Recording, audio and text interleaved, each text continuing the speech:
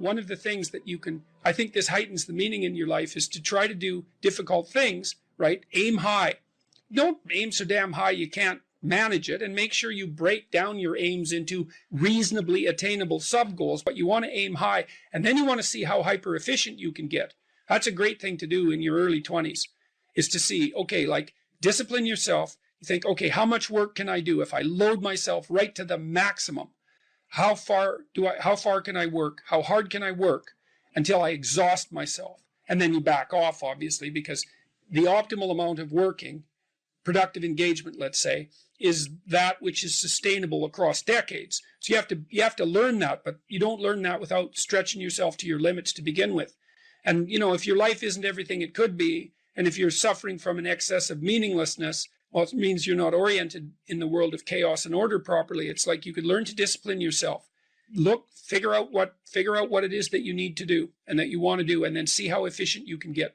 Because one of the things that's quite fun is to figure out, if you have a task, I always tell my graduate students this if they're doing an experiment too. If you have a task that you have to do, it's really interesting to spend a few minutes, sometimes hours, depending on how long the task is. See if you can figure out how to do it from 5 to 10 times faster. It means you'll have to rearrange the way you think about it, but you can often do it. And that's how extremely productive people get so hyper efficient. Assuming you want to get better, there's usually something you can figure out that would constitute a step towards some sort of concrete goal. And my presumption, it's a behavioral presumption fundamentally, is that small accruing gains that repeat are unbelievably powerful. You can tyrannize yourself into doing things, but I wouldn't recommend it. What I would recommend instead is that you ask yourself what you're willing to do. It's a really effective technique. It's like a meditative technique. So for example, you can get up in the morning and you can think, well, you know, I'd like to have a good day today, so I'd like to go to bed tonight without feeling guilty because I, you know, didn't do some things I said I was going to do, and I'd like to have kind of an interesting day. So you got to fulfill my responsibilities, and I want to, enjoy the day. Then you can ask yourself, well, what would I have to do in order for that to happen that I would do? And the probability, if you practice this for 3 or 4 days, is your brain will just tell you. It'll say, well, there's that piece of homework that you haven't done for like 3 weeks. You should knock that sucker off because it would only take you 10 minutes, and you've been avoiding it and torturing yourself to death for 72 hours straight. And say, well, let's figure out what your aims are. You got to have some aims, whatever they are. And they might say, well, I'm so depressed I don't have any aims. And then I say, well, pick the least objectionable of the aims and act it out for a while and see what happens. Because sometimes your emotional systems are so fouled up that you have to pretend. You have to act the thing out before you can start to believe it. Life can be meaningful enough to justify its suffering. I thought, God, that's such a good idea.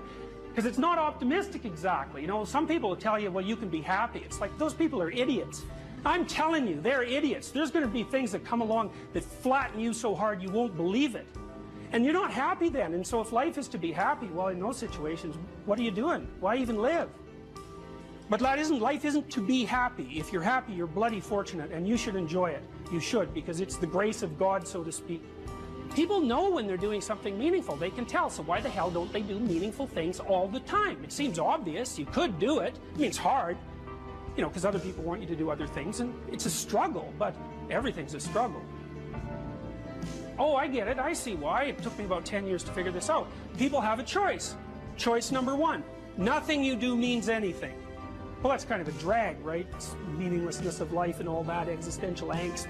That's kind of a pain. But the upside of nothing that you do is meaningful is you don't have to do anything. You've got no responsibility. Now, you have to suffer because things are meaningless, but that's a small price to pay. The alternative is everything you do matters. Really. If you make a mistake, it's a real mistake. If you betray someone, you tilt the world a little more sharply towards evil rather than good. It matters what you do. Well, if you buy that, then you can have a meaningful life. But there's no mucking around. It means responsibility. It means that the decisions you make are important. It means that when you do something wrong, it's wrong. Well, do you want that?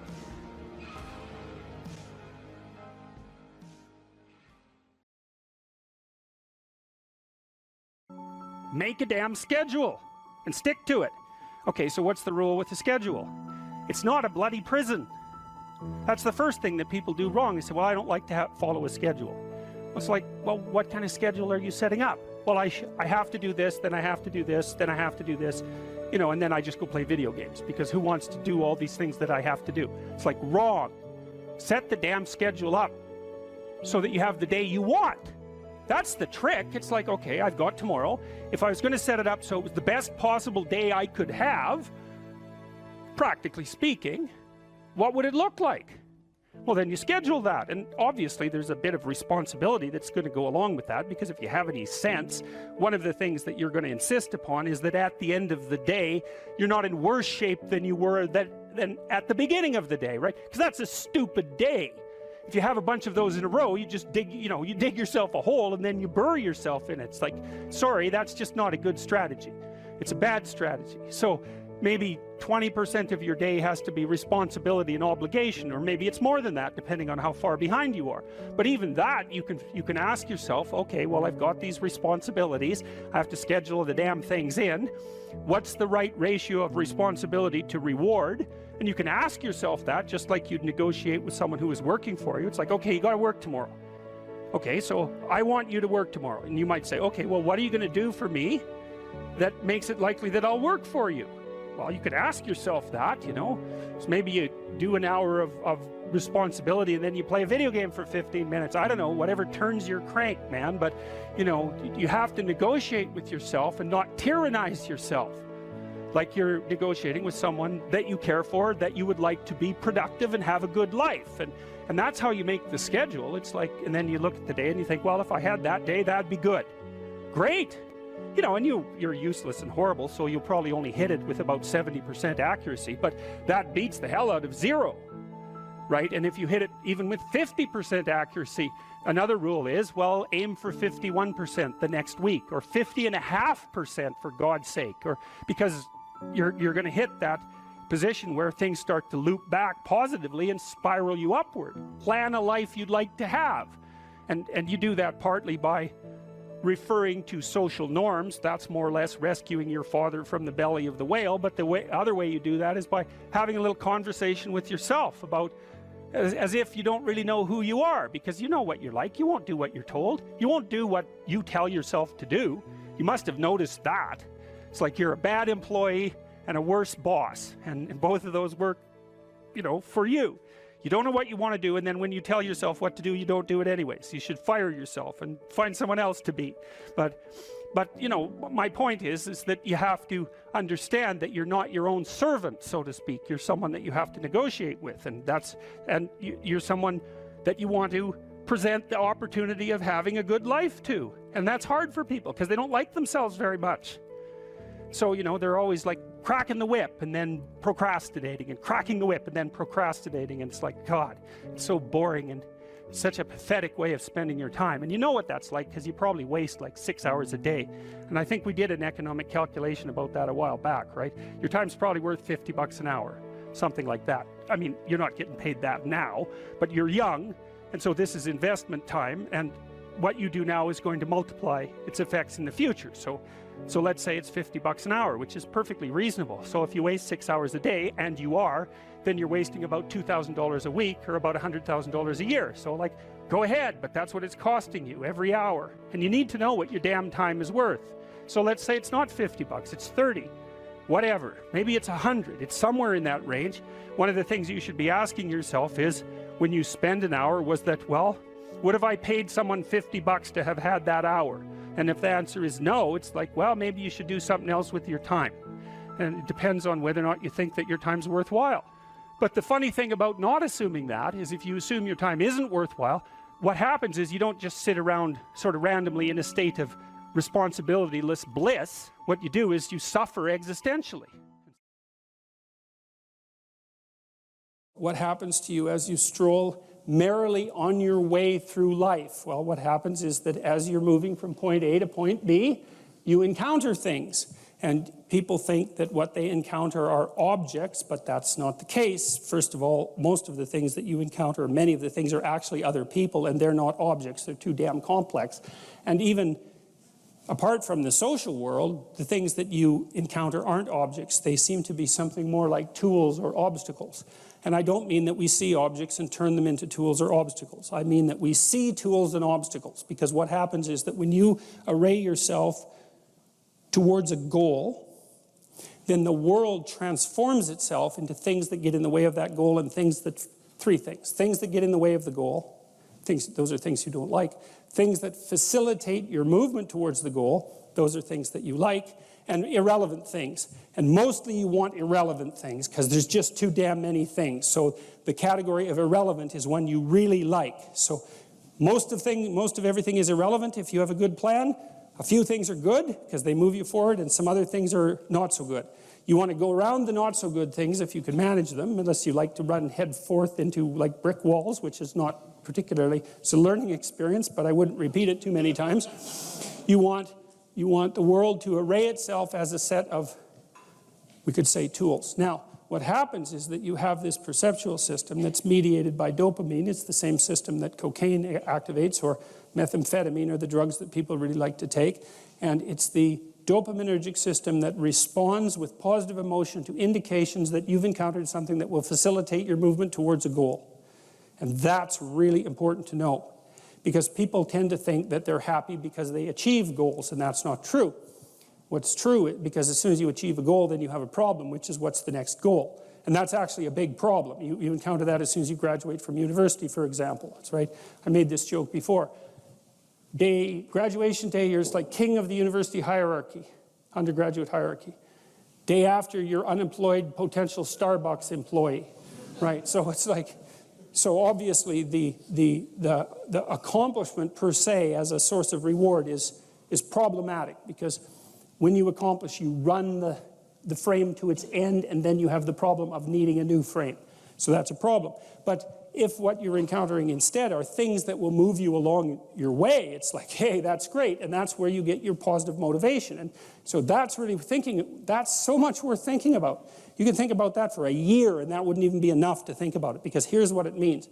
It means in some sense that the Buddhists are right with their claim about Maya, M-A-Y-A, which means that people live in an illusion. And what they mean by that is, well, you have goal, whatever your goal is, and that goal gives relevance to the world.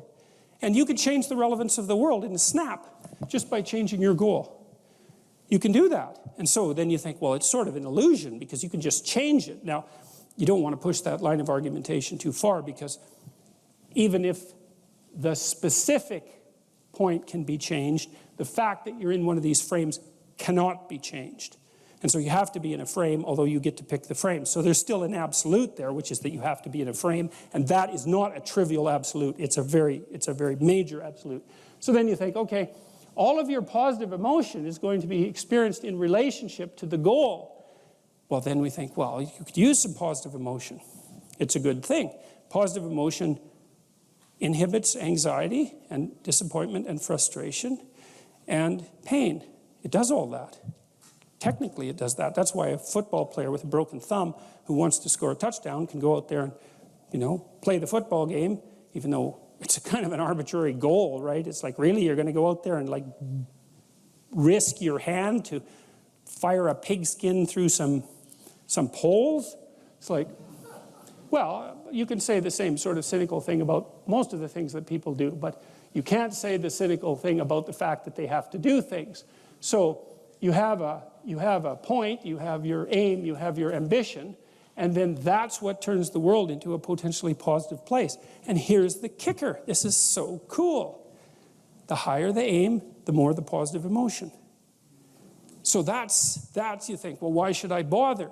Why should I bother doing something lofty and difficult? It's like, because it's worth it. That's why. Because the alternative is stupid suffering. Because really, because what happens is, like, you don't need a framework in order to suffer. You can just lay there day after day and suffer, right? That's easy. So that's the default condition. If you don't have a lofty ambition, then you suffer miserably. And the reason for that is life is really complex, short, finite, full of suffering, and beyond you. And so you can just lay there and think about that, and it's horrible. And so that's not helpful. It's just not useful. And so, you know, people often say life is meaningless. It's like, no, it's not. That's wrong. Because if it was meaningless, that'd be easy. You could just sit there and do nothing, and it wouldn't matter, right? It'd be like you were like a lobotomized sheep. It's just irrelevant. But that isn't what happens. When people say that life has no meaning, that isn't what they mean. What they mean is, I'm suffering stupidly and intensely, and I don't know what to do about it. Well, the suffering is meaningful. It's just not the kind of meaning you want. So how do you get out of that?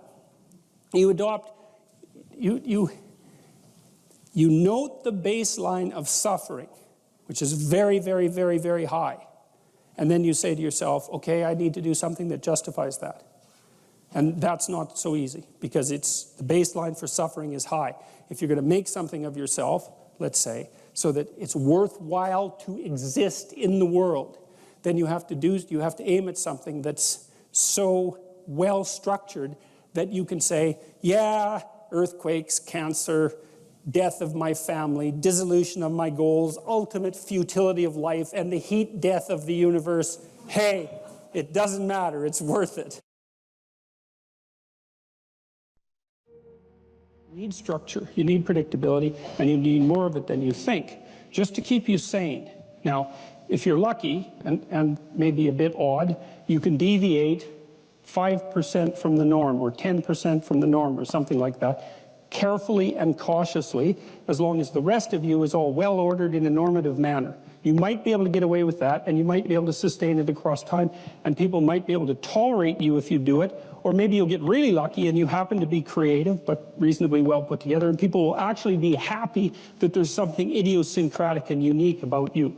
But even under those circumstances, mostly what you want is to have a routine that's disciplined, that's predictable, and bloody well stick to it. You're going to be way healthier and happier and saner if you do that. And then the other thing that you need, because this is one of the things the psychoanalysts got wrong, I think, is that they overestimated the degree to which sanity was a consequence of being properly structured internally, you know. Because from the psychoanalytic point of view, you're sort of an ego, and that ego is inside you. And of course, it rests on an unconscious structure, but the purpose of psychoanalysis is to sort out that unconscious structure and the ego on top of it, and to make you a fully functioning and autonomous individual. But there's a problem with that, because the reason that you're sane as a fully functional and autonomous human being isn't because you've organized your psyche, even though that's important. The reason that you're sane if you have a well-organized unconscious and ego is because other people can tolerate having you around for reasonably extensive periods of time, and will cuff you across the back of the head every time you do something so stupid that people will dislike you permanently if you continue.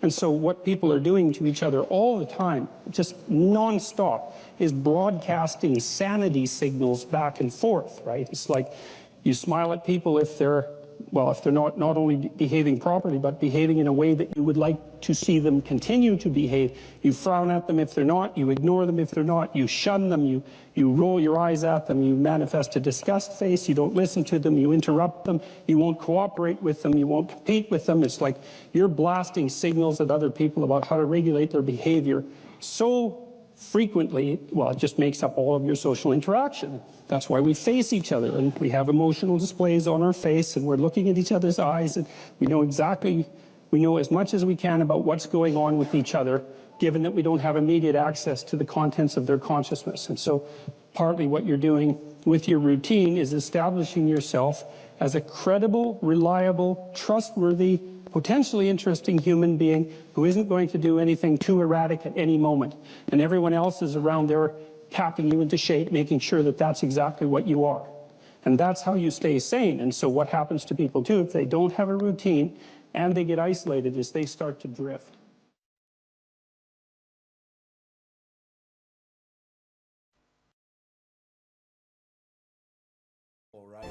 You don't know what's possible, and you're not as much as you could be. And so God only knows what you could do and have and give if you sacrificed everything to it. And that's the reason Abraham is constantly making sacrifices. It's archaic, right? He's burning up like baby lambs, but like, well, they're alive, you know, that's something, and they're valuable, and that's something.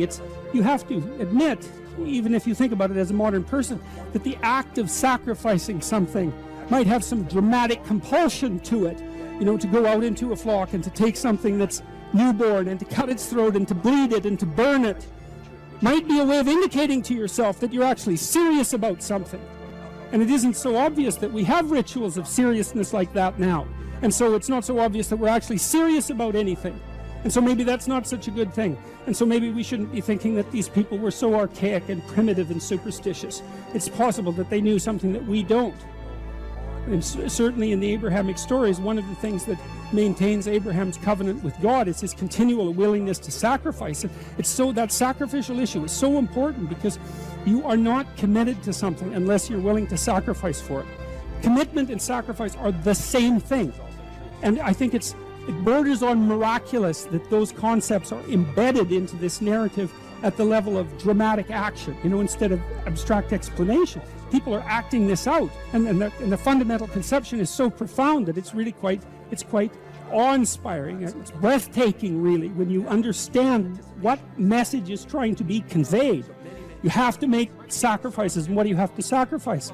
You have to sacrifice that which is most valuable to you currently that's stopping you. And God only knows what that is. It's certainly the worst of you. It's certainly that.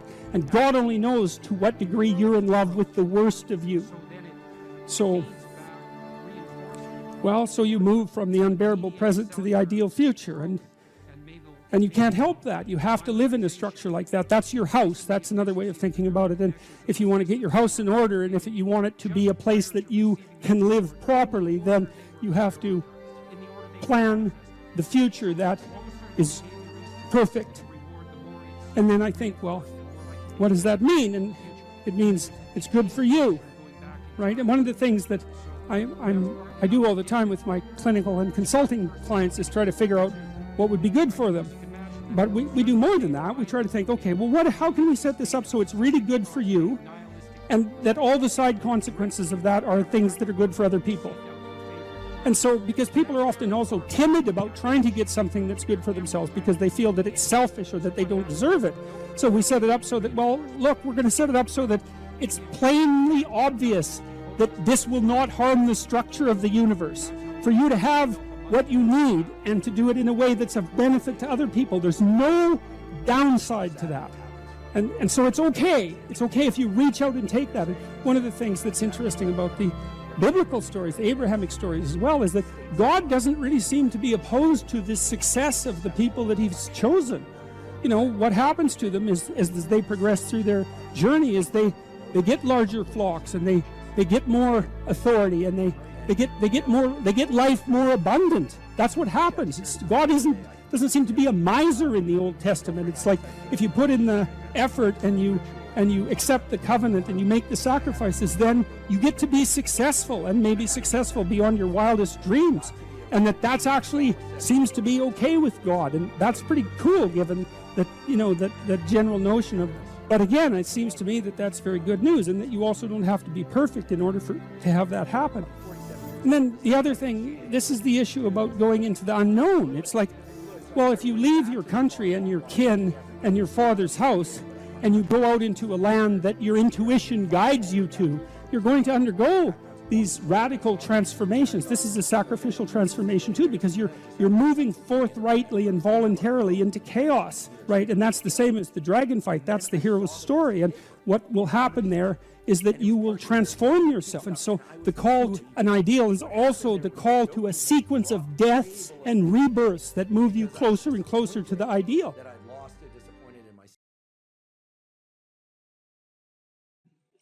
You know, let's say I was dealing with a client, and maybe that was somebody who, say a man, 35 years old, he still lived at home.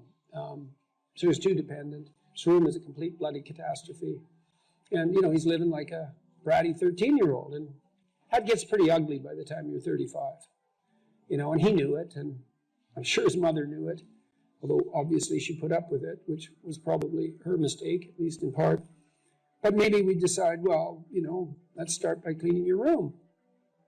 And so as a cognitive behavioral psychologist, you engage in a process called collaborative empiricism. And that's partly to solve the problem that you described is, well, how do we know we set the right goal? Well, we'd say, well, go try it. And just watch yourself like you don't know who you are and come back next week and we'll see how you did. And maybe, I remember this one client, he came back and he said, you know, I went and got the vacuum cleaner from the closet, which is something I really never done. And I put that vacuum cleaner in the doorway of my bedroom, crossways, so it blocked the doorway, and then I just walked over it for a whole week. And look, he was completely nonplussed at his own intransigence. And look what he did, eh? He was so resentful and so angry that he, instead of vacuuming his damn bedroom like he planned, he just stuck the vacuum in his own way and then martyred himself over it every day for a week. It's like, okay then, we're starting to get somewhere with the whole you living at home thing here. And so, well, that was too high a goal for him. And you say, well, how do you know that? It's like, well, he didn't do it, did he? So then what you do practically is you say, well, how about you bring that vacuum cleaner into your room this week and that's your whole assignment.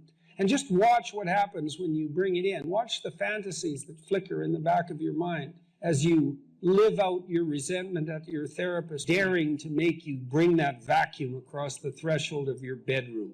And so if people catch those fantasies, whew, that's quite the bloody night and quite the revelation to themselves, I can tell you, because you have to be one angry person to put a vacuum cleaner in your doorway and walk over it every day for a week. And so then we get somewhere. It's like, okay, now we're getting to the bottom of things, you know. But maybe the next week he'd come back, well, with the fantasies at hand and rather shocked as a consequence, but the vacuum cleaner was then in his room. And so he broke the threshold there, you know, and then maybe maybe all he could do was sort out a drawer or half a drawer, something like that. So what you do is, you know, you pick a target that you think is probably reasonable and you can negotiate that with yourself. You cite a tired brain, foggy thinking, as the reason to stop answering questions or giving a talk. How do you combat this while working or writing daily? Well, I eat a big breakfast relatively soon on waking. That really helps. If any of you out there are anxious, and many of you no doubt are, there'll be a large number of you who are anxious and don't eat breakfast. There'll be a whole bunch of you out there who think, well, I don't eat breakfast. It isn't necessary. It's like, that's wrong. It's necessary. You fasted all night. If you load yourself cognitively or physiologically in the morning, your brain, stressed, will encourage your body to produce insulin. It will take all the blood sugar out of your blood, and then you're done for the day.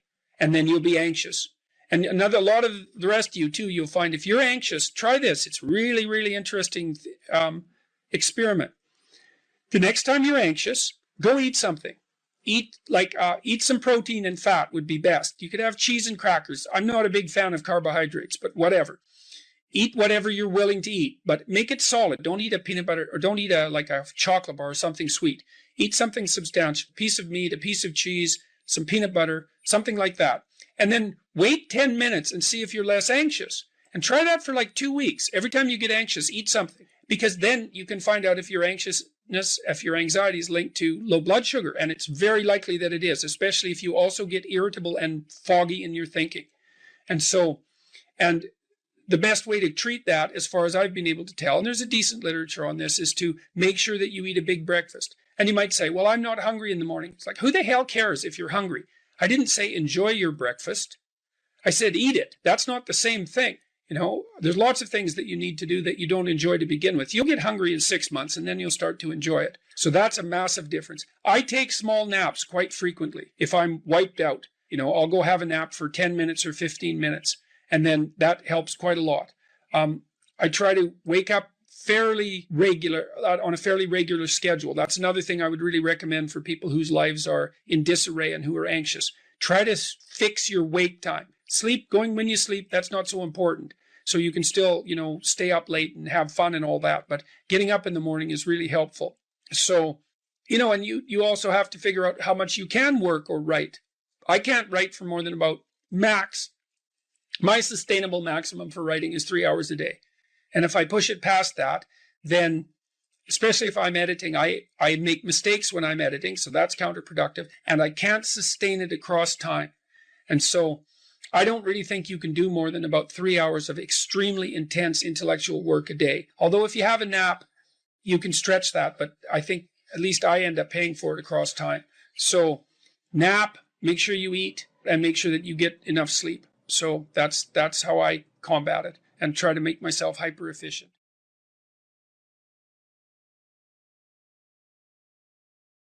What steps should someone take to start developing delayed gratification when they constantly give in to instant gratification?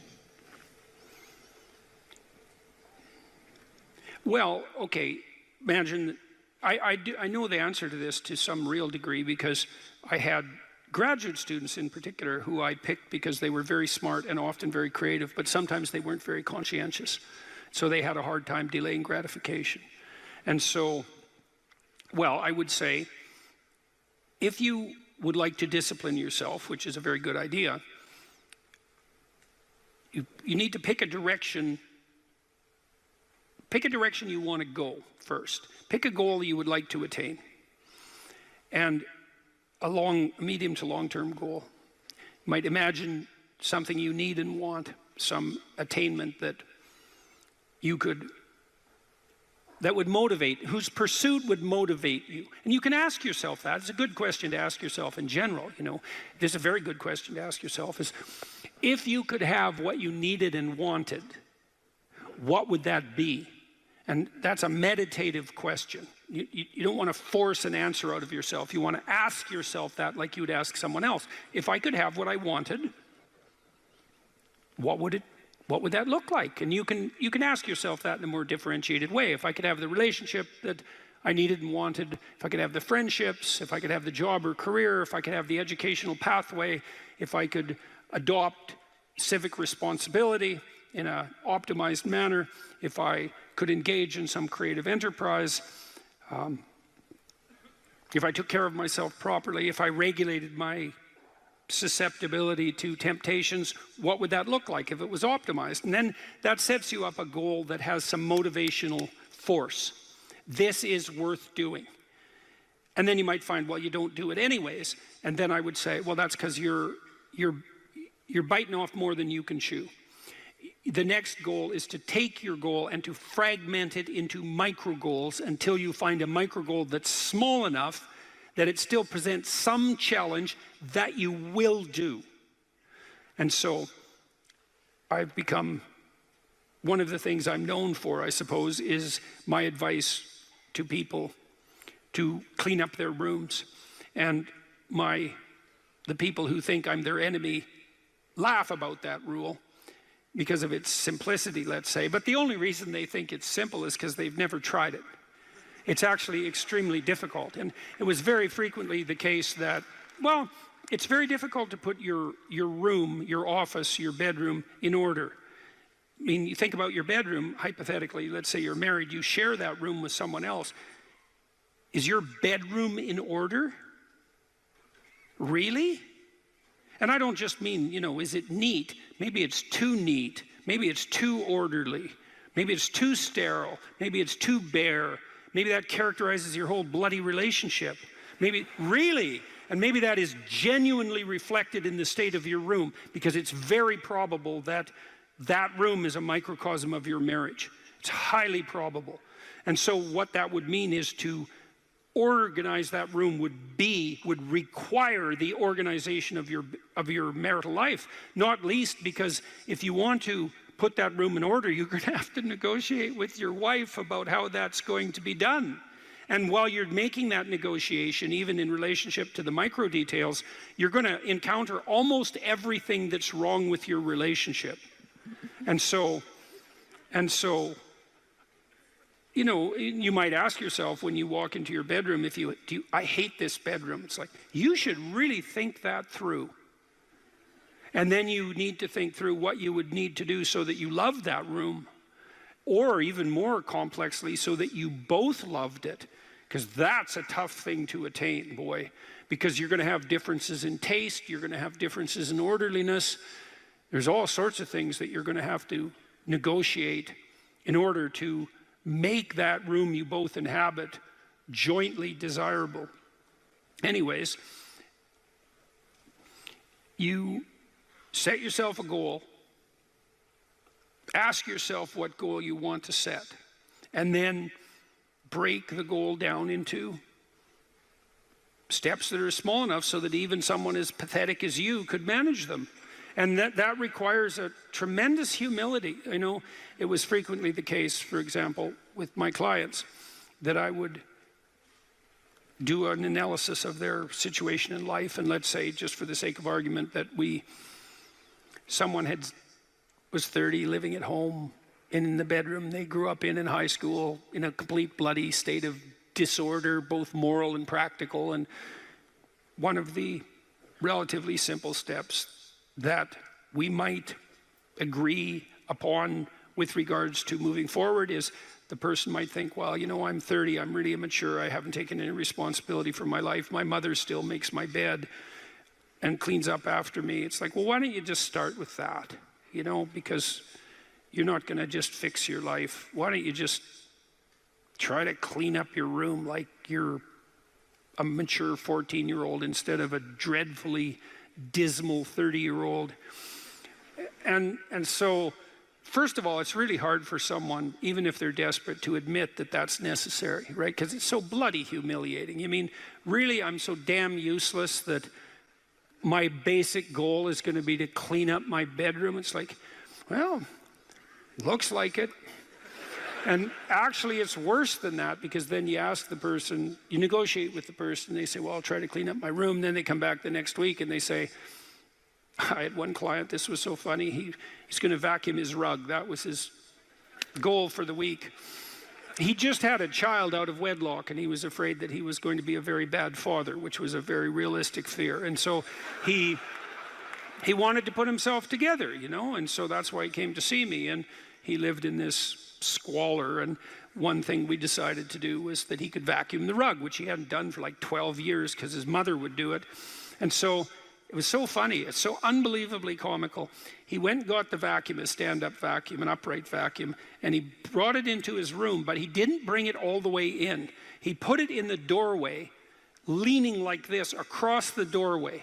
And then instead of vacuuming his room, he stepped over that bloody vacuum cleaner for a whole week and then came and told me that he couldn't do it. It's like, it's not surprising to me at all, because you think, well, that's such a trivial thing. It's like, if it was such a trivial thing, he'd have a clean room. It's not trivial at all. That chaos in his immediate environment was deeply emblematic of the chaos of his life. They were the same thing. And so for him to even begin the process of bringing order to chaos, which is a divine process, by the way, and the highest moral requirement, he had to be willing to face the catastrophe, the chaotic catastrophe of his life. And he hadn't done that for like 30 years. Why was he going to start that week? Just because he said he was going to? It's like, good luck. So what you do as a therapist in that situation is you just make the task smaller until you find a task so small, but still moving forward, that the person will do. So I might have said, I don't remember the particulars of the situation, I might have said, well, do you think you can get that vacuum cleaner, do you think you could move it out of the doorway into your room? That's all you have to do this week. Do you think you can do that? And I'd say that and offer that without being contemptuous. Like, you have to be very careful about such things. And I know that this is more complicated than it looks. And I also know that the first step taken towards the domination of chaos and its transformation into order is a cardinal and difficult step. And so you can make it small, and that's fine, it'll still work. So I might say, well, just move the vacuum cleaner inside your room. And then I would also say to someone in that situation, don't do more than that. If the agreement that you've made with me and with yourself is that that's enough, abide by the contract that you've written with yourself, and allow yourself to be grateful for the fact that you had the courage to take even a single step forward. And don't push your bloody luck, because maybe you'll have a brief fit and vacuum the whole rug, and then you'll be so annoyed at how you've destabilized your entire life that you'll redouble your attempts to make a mess, and the place will be more like hell than ever for 2 months. It's very probable that that sort of thing will occur if you break the contract you've set with yourself. The upside of this is, because you think, oh my God, that's so dismal, I have to start that low. It's like, yeah, probably, especially if it's a real difficult thing you're trying to sort out. You have to start as low as you are useless, and that's low. So, but the upside is that progress accelerates. It's not linear, and so if you take once you take the first step, the probability that you'll take a slightly larger second step increases, and that increases non-linearly. And so once you get the ball rolling, so to speak, once you start pushing the rock uphill, you can do it faster and faster. And so even if you have to start in a very humiliating manner, that doesn't mean that's where you'll end. One of the things that Tammy and I learned to do, and this was a consequence of me being trained as a behavior therapist, is, you know, we'll just take an example that maybe I was trying to learn how to compliment her when she dressed nicely. And maybe the fact that I wasn't good at that was manifest in the fact that she'd put some effort into her dress, and then I wouldn't respond in the appropriate manner, and that would dishearten her. And I don't particularly remember that exactly happening, but it'll be a perfectly reasonable example.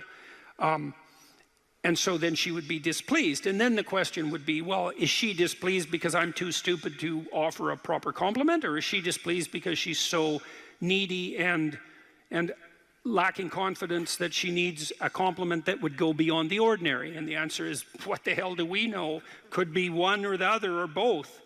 And so what's a possible solution to that? And one possible solution would be, okay, if you do put some effort into your appearance, or I do, we could reverse the situation, but if you put some effort into your appearance, and you would like to hear from me exactly the words that would give you, that would reward you for doing that and provide you with the confidence to attempt it again in the future, what would those words be? You look good without a beard, dear. Thank you. You're welcome. Yeah. Very funny. Very funny. And so, and then you can say, well, if you tell me those words, I will repeat them back to you. And then the person who needs the words might object, well, that's false, it's superficial, it's artificial, it's not spontaneous. And if you really loved me, I wouldn't have to tell you what to say. It's like, well, all of that's wrong. It's like, just because I love you doesn't mean I'm not stupid. And so, in fact, I love you might even be evidence that I am, in fact, stupid.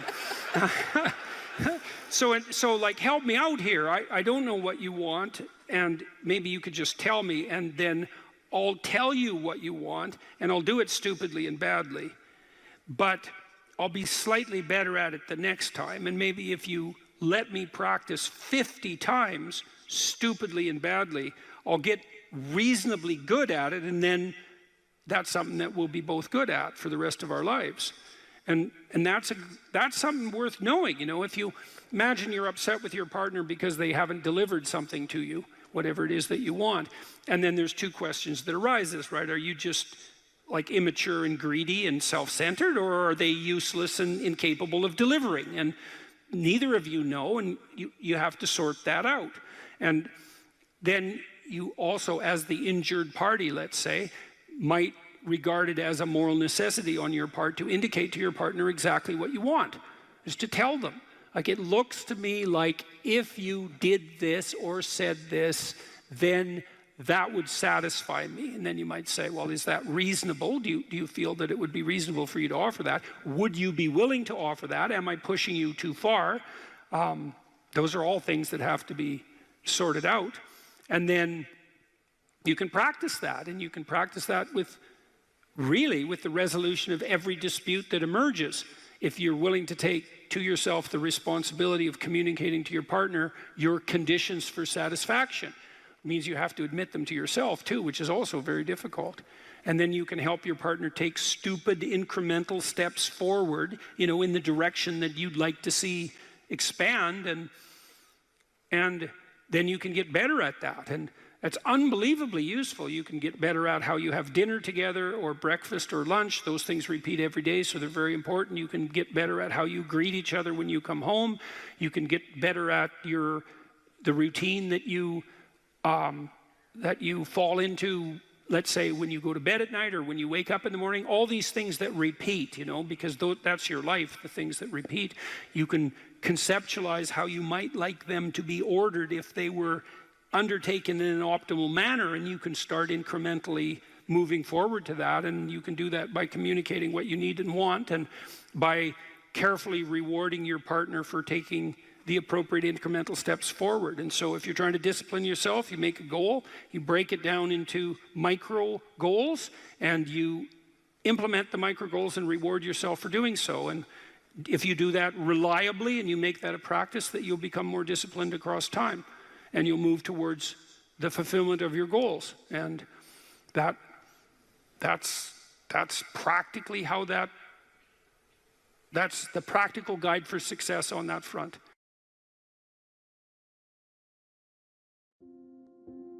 If you could have what you wanted in this moment, and I could deliver it, what would it be? How much of the mess that you see around you would vanish if the mess that you could put straight was put straight? You know perfectly well that if you put your mind to it and you make the proper sacrifices, there are things you can set straight. What advice do you have for a young man in his 20s? Make a plan. Look at what you're interested in. Get disciplined about something. Allow for the possibility that you have something important to contribute to the world, and that the world would be a lesser place without that contribution. Don't be afraid of taking on responsibility. It's where you find what sustains you in your life. You can take on too much responsibility. You have to be cautious in that regard, but that's a less common problem than not taking on enough. A lot of the things that people regard as traps are actually the means to their life. You have to understand that you're not your own servant, so to speak. You're someone that you have to negotiate with, and you're someone that you want to present the opportunity of having a good life to. And that's hard for people because they don't like themselves very much. You have to believe that your action has some redemptive possibility, because why would you do it otherwise? And you might say, well, I kind of believe that. It's like, well, that's not good enough. You kind of got to throw yourself all into it. And what's the cost anyways? It's not like you're going to get out of this alive. So you're pretty much all in, whether you want to be or not. And maybe if you were voluntarily all in, things would be a lot better than they are.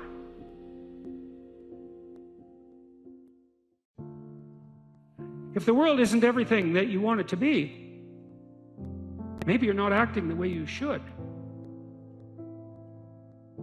One of the things people do to buttress themselves against failure is to never let themselves really gain clarity about what they need and want.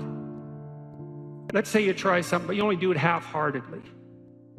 And then you fail, and you think, well, I didn't really fail because, I held a bunch back in reserve, and so I didn't get what I wanted, but maybe had I been all in, I would have. And so you don't have to upbraid yourself too much for the failure. Now, it's a catastrophic way to live, to sit on the fence and to not commit, because instead of risking the possibility of failure, you engage in what's essentially the absolute certainty of failure. Because if you want something worthwhile and difficult, which you probably do if you want to have an adventure and go somewhere, then what's the chance you're going to get it if you're halfway in?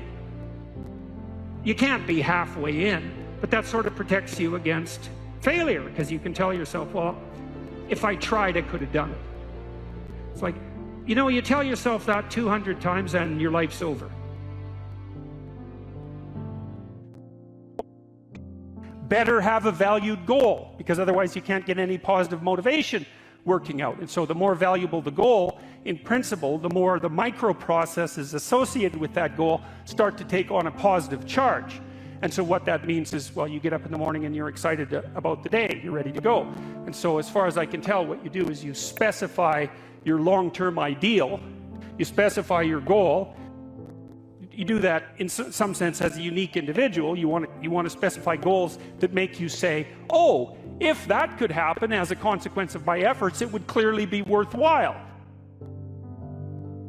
Would it really be so terrible if my life wasn't miserable? Would it be so terrible if I got what I wanted and needed, especially if I was doing that in the best possible way? Well, there isn't anything better to have than a problem that's worth solving, like that's really worth solving, right? And so the more of that you take on, the more you have a reason to get out of bed in the morning, no matter what. Like, I'm getting up, I'm trudging forward. Doesn't matter what I'm suffering from.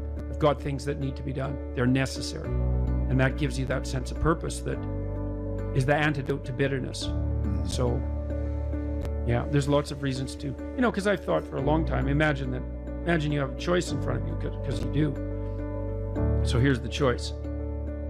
Your life is either meaningful or meaningless. Okay, so let's go through the meaningless part first. Because you think, well, of course I don't want it to be meaningless. It's like, yeah, just hold on a second. Nothing you do matters. And so impulsive pleasure is the order of the day. No responsibility. You can do whatever you want. It's like Pleasure Island in Pinocchio, right? Or it's like Neverland in Peter Pan. You're still a kid. You can play all the time. Yeah. Impulsive pleasure and no responsibility. That's the reward for meaninglessness.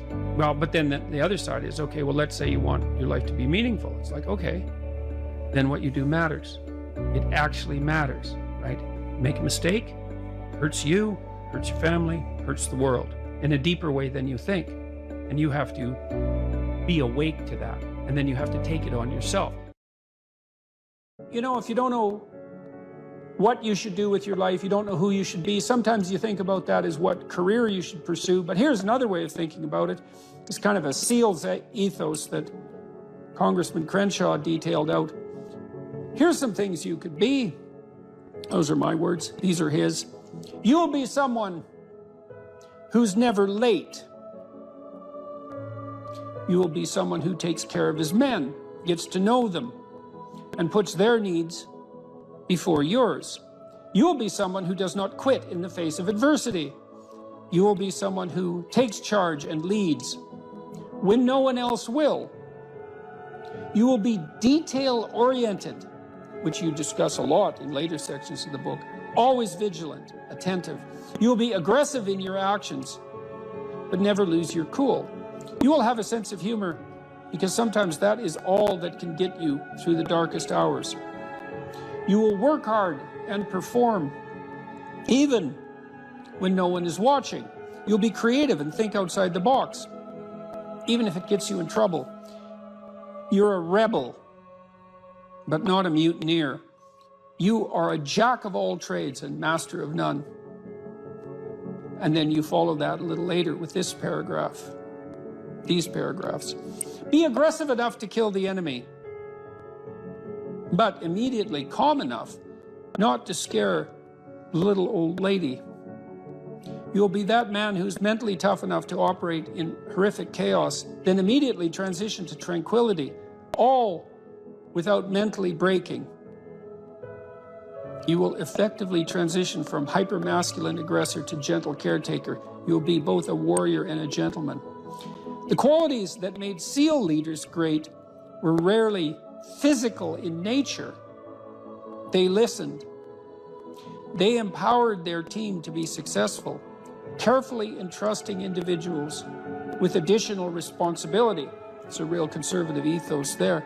They highlighted good performance publicly and criticized bad performance privately.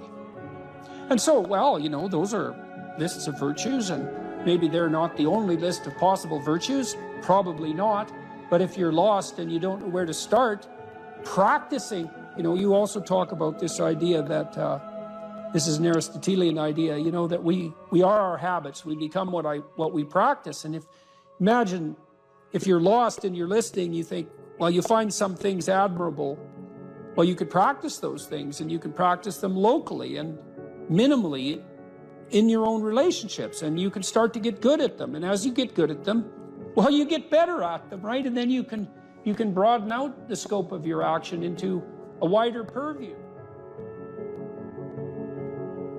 So you said here too, let's go for another quote here. Throughout your life, this is very practical advice too, and I think it's very wise from a therapeutic perspective. Throughout your life, you have people you look up to. Okay, so let's think about that. You look up. What does that mean? Why up? Well, up is something that beckons from a distance. It's like a light on a hill, and we automatically assume that those who we admire are people we look up to. So that specifies a distance and a direction, and it's uphill. It's up toward a higher vista, let's say. So there are automatically people who elicit that spirit in you. You have noticed the way. Might also imply that there's some sense of struggle required to get to that point, because it's easier to go downhill than it is uphill. Yes, definitely. That's right. It's an uphill trek. And it also implies judgment, because if someone's above you, then they also serve as a judge, or you serve as a judge in relationship to them, because you compare yourself unfavorably with them. And that can also inspire you to tear them down. That's really the story of Cain and Abel, and that's a major story. You have noticed the way a teacher, parent, coworker, mentor, or friend interacts with others, and you come away thinking, that behavior simply works better. They are respected, admired, and successful. And you find yourself wondering why that is. You do if you're a little bit humble instead of being envious, right? Because otherwise you think, well, that damn crook, he just stole his position, and that's why he's got it. But if you're a bit humble, you might think, well, no, that guy looks successful. Maybe he knows something I don't. You are noticing attributes and character traits that are good and worth aspiring to. You are noticing attributes that make certain people more successful than others. You are noticing what a hero looks like. And in the process, you are discovering a path made up of desirable personality traits that helps you ascend in social hierarchies. That's Jacob's ladder, by the way. That ladder that is the hierarchy to the good. That's the vision Jacob has of the pathway to God, is that it's a hierarchical structure with the thing that's ultimately good at the pinnacle, by definition, right? The best of all possible goods. And then there are intermediary structures all the way up, and beings inhabiting those structures. And this isn't metaphysical. It's like, if you find someone you admire, the reason you admire them is because they're higher up in that heavenly hierarchy, so to speak, than you are. And your whole nervous system tells you that. You're compelled to listen, you're compelled to pay attention by the action of your own unconscious mind. You know, what's interesting about this point of identifying these heroes or at least role models, you can call them either one. I just thought heroes was a more compelling word to use for the sake of writing it. But what's interesting about it too is how pop culture actually plays a pretty important part of this, because like there's plenty of people who simply don't have these good role models in their lives, and you have to acknowledge that. And so where are they supposed to turn? And it's maybe one of the reasons that it's so important to fight these cultural wars that you and I engage in on a fairly regular basis, that they become a serious part of our politics, which at the same time is necessary, but also deeply, deeply unfortunate. I do think the attack on pop culture from this progressive victimhood left has reached a ceiling. I think there's a serious backlash. You look at movies like Top Gun, the recent one, Top Gun, and maybe like the highest grossing of all time. Absolutely phenomenal movie, really fun to watch. Why? Because it just had all of these classical virtues infused within it, about relationships and about how you treat people and what the consequences are for treating people as such. That these things speak to people in a deeper way. They can't necessarily articulate them, but they understand it when they see it. And there's these sort of radical minorities that are very loud that want that changed. You know, they want something else to be on that hill, but people react against it because it's not true. There's no truth to that. And something cries out from inside of them then, and that can be appealed to by a storyteller. I saw the same thing in the Marvel Avengers series, is that there is a return to any wide range of classical virtues, certainly brotherhood, a kind of a military ethos, sacrifice, a striving upward, certainly masculine virtues, the combination of the Hulk and Iron Man, for example, there's a monstrous element to the Hulk, but he's a hero in a strange sense, and he's also the revitalizing force for Iron Man when he just about dies, and that's all. The reason those movies were so necessary and so attractive is because they are, in fact, addressing a radical conceptual void in the culture, and it's a void that you're addressing in your book, especially with your appeal, trifold appeal, let's say, to duty, responsibility, and humor at the same time, right? Which is a kind of stoicism in the face of catastrophe. Because this is a big problem in life. Imagine you're aiming for something and then something happens to make it impossible, or you find out that it's the wrong thing because you were aiming in the wrong direction. Well, so then what do you have to rely on to set you right?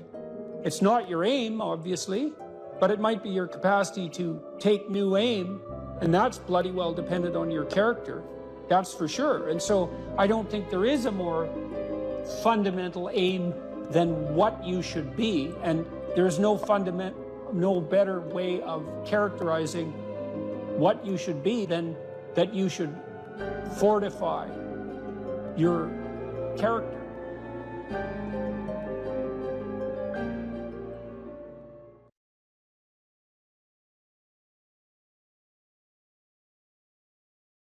So imagine you're dealing with someone who's hoarding. Now, people who are hoarding are often older or neurologically damaged, or they have obsessive compulsive disorder. But then you walk into their house and there's like 10,000 things in their house. There's maybe 100 boxes, and you open up a box, and in the box there's some pens and some old passports and some checks and their collection of silver dollars and some hypodermic needles and some dust and a dead mouse and there's boxes and boxes and boxes like that in the house. It's absolute chaos in there. Absolute chaos, not order. Chaos. And then you think, is that their house, or is that their being? Is that their mind? And the answer is, there's no difference. There's no difference. So, I could say, well, if you want to organize your psyche, you could start by organizing your room. If that would be easier, because maybe you're a more concrete person and you need something concrete to do. So you go clean up under your bed and you make your bed and you organize the papers on your desk, and you think, well, just exactly what are you organizing? Are you organizing the objective world, or are you objecting your field, or are you organizing your field of being, like your field of total experience? And Jung believed that, and I think there's a Buddhist doctrine that's sort of nested in there, that at the highest level of psychological integration, there's no difference between you and what you experience. Now you think, well, I can't control everything I experience, but that's no objection, because you can't control yourself anyway. So the mere fact that you can't extend control over everything you experience is no argument against the idea that you should still treat that as an extension of yourself. So you could say, well, let's say you have a long-standing feud with your brother. Well, is that a psychological problem? Is that him? Is it a problem in the objective world, or is it a problem in your field of being? And it's very useful to think that way, because you might ask, what could you do to improve yourself? Well, let's step one step backwards. The first question might be, why should you even bother improving yourself? And I think the answer to that is something like, so you don't suffer any more stupidly than you have to. And maybe so others don't have to either. It's something like that. Like there's a real injunction at the bottom of it. It's not some casual self-help doctrine. It's that if you don't organize yourself properly, you'll pay for it, and in a big way, and so will the people around you. Now, and you could say, well, I don't care about that, but that's actually not true. You actually do care about that, because if you're in pain, you will care about it. And so you do care about it, even if it's just that negative way, It's very rare that you can find someone who's in excruciating pain who would ever say, well, it would be no better if I was out of this. It's sort of, pain is one of those things that brings the idea that it would be better if it didn't exist along with it. It's incontrovertible. So you get your act together so that there isn't any more stupid pain around you than necessary. Well, so then the question might be, well, how would you go about getting your act together? And the answer to that, and this is a phenomenological idea too, it's something like, look around for something that bothers you and see if you can fix it. So now you think, well, let's say you go into you can do this in a room. It's quite fun to do it just when you're sitting in a room, like a room, maybe your bedroom. You can sit there and just sort of meditate on it and think, okay, if I wanted to spend 10 minutes making this room better, what would I have to do? And you have to ask yourself that, right? It's not a command, it's like a genuine question. And things will pop out in the room that you know, like there's a stack of papers over there that's kind of bugging you, and you know that maybe little order there would be a good thing, and you know you haven't, there's some rubbish behind your computer monitor that you haven't attended to for like 6 months, and the room would be slightly better if it was a little less dusty and the cables weren't all tangled up the same way. And like if you allow yourself just to consider the expanse in which you exist at that moment, there'll be all sorts of things that'll pop out in it that you could just fix. And you know, I might say, well, if you were coming to see me for psychotherapy, the easiest thing for us to do first would just be to get you to organize your room. You think, well, is that psychotherapy? And the answer is, well, it depends on how you conceive the limits of your being. And I would say, start where you can start. You know, if something announces itself to you, which is a strange way of thinking about it, as in need of repair, that you could repair, then hey, fix it. You fix 100 things like that, your life will be a lot different. You know, I often tell people too, fix the things you repeat every day, because people tend to think of those as trivial, right? You get up, you brush your teeth, you have your breakfast, you know, you have your routines that you go through every day. Well, those probably constitute 50% of your life. And people think, well, they're mundane, I don't need to pay attention to them. It's like, no, that's exactly wrong. The things you do every day, those are the most important things you do. Hands down. All you have to do is do the arithmetic. You figure it out right away. So 100 adjustments to your broader domain of being, and there's a lot less rubbish, and there's a lot less rubbish around, and a lot fewer traps for you to step into. And so that's in keeping with Jung's idea about erasing once you've got your mind and your emotions together, and once you're acting that out, then you can extend what you're willing to consider yourself and start fixing up the things that are part of your broader extent. Now, sometimes you don't know how to do that. So you might say, imagine you're walking down Bloor Street and there's this guy who's like alcoholic and schizophrenic and has been on the streets for 10 years. He sort of stumbles towards you and, you know, incoherently mutters something. That's a problem. And it would be good if you could fix it, but you haven't got a clue about how to fix that. You just walk around that and go find something that you could fix, because if you muck about in that, not only is it unlikely that you'll help that person, it's very likely that you'll get hurt yourself. So, you know, just because while you're experiencing things announce themselves as in need of repair doesn't mean that it's you right then and there that should repair them. You have to have some humility.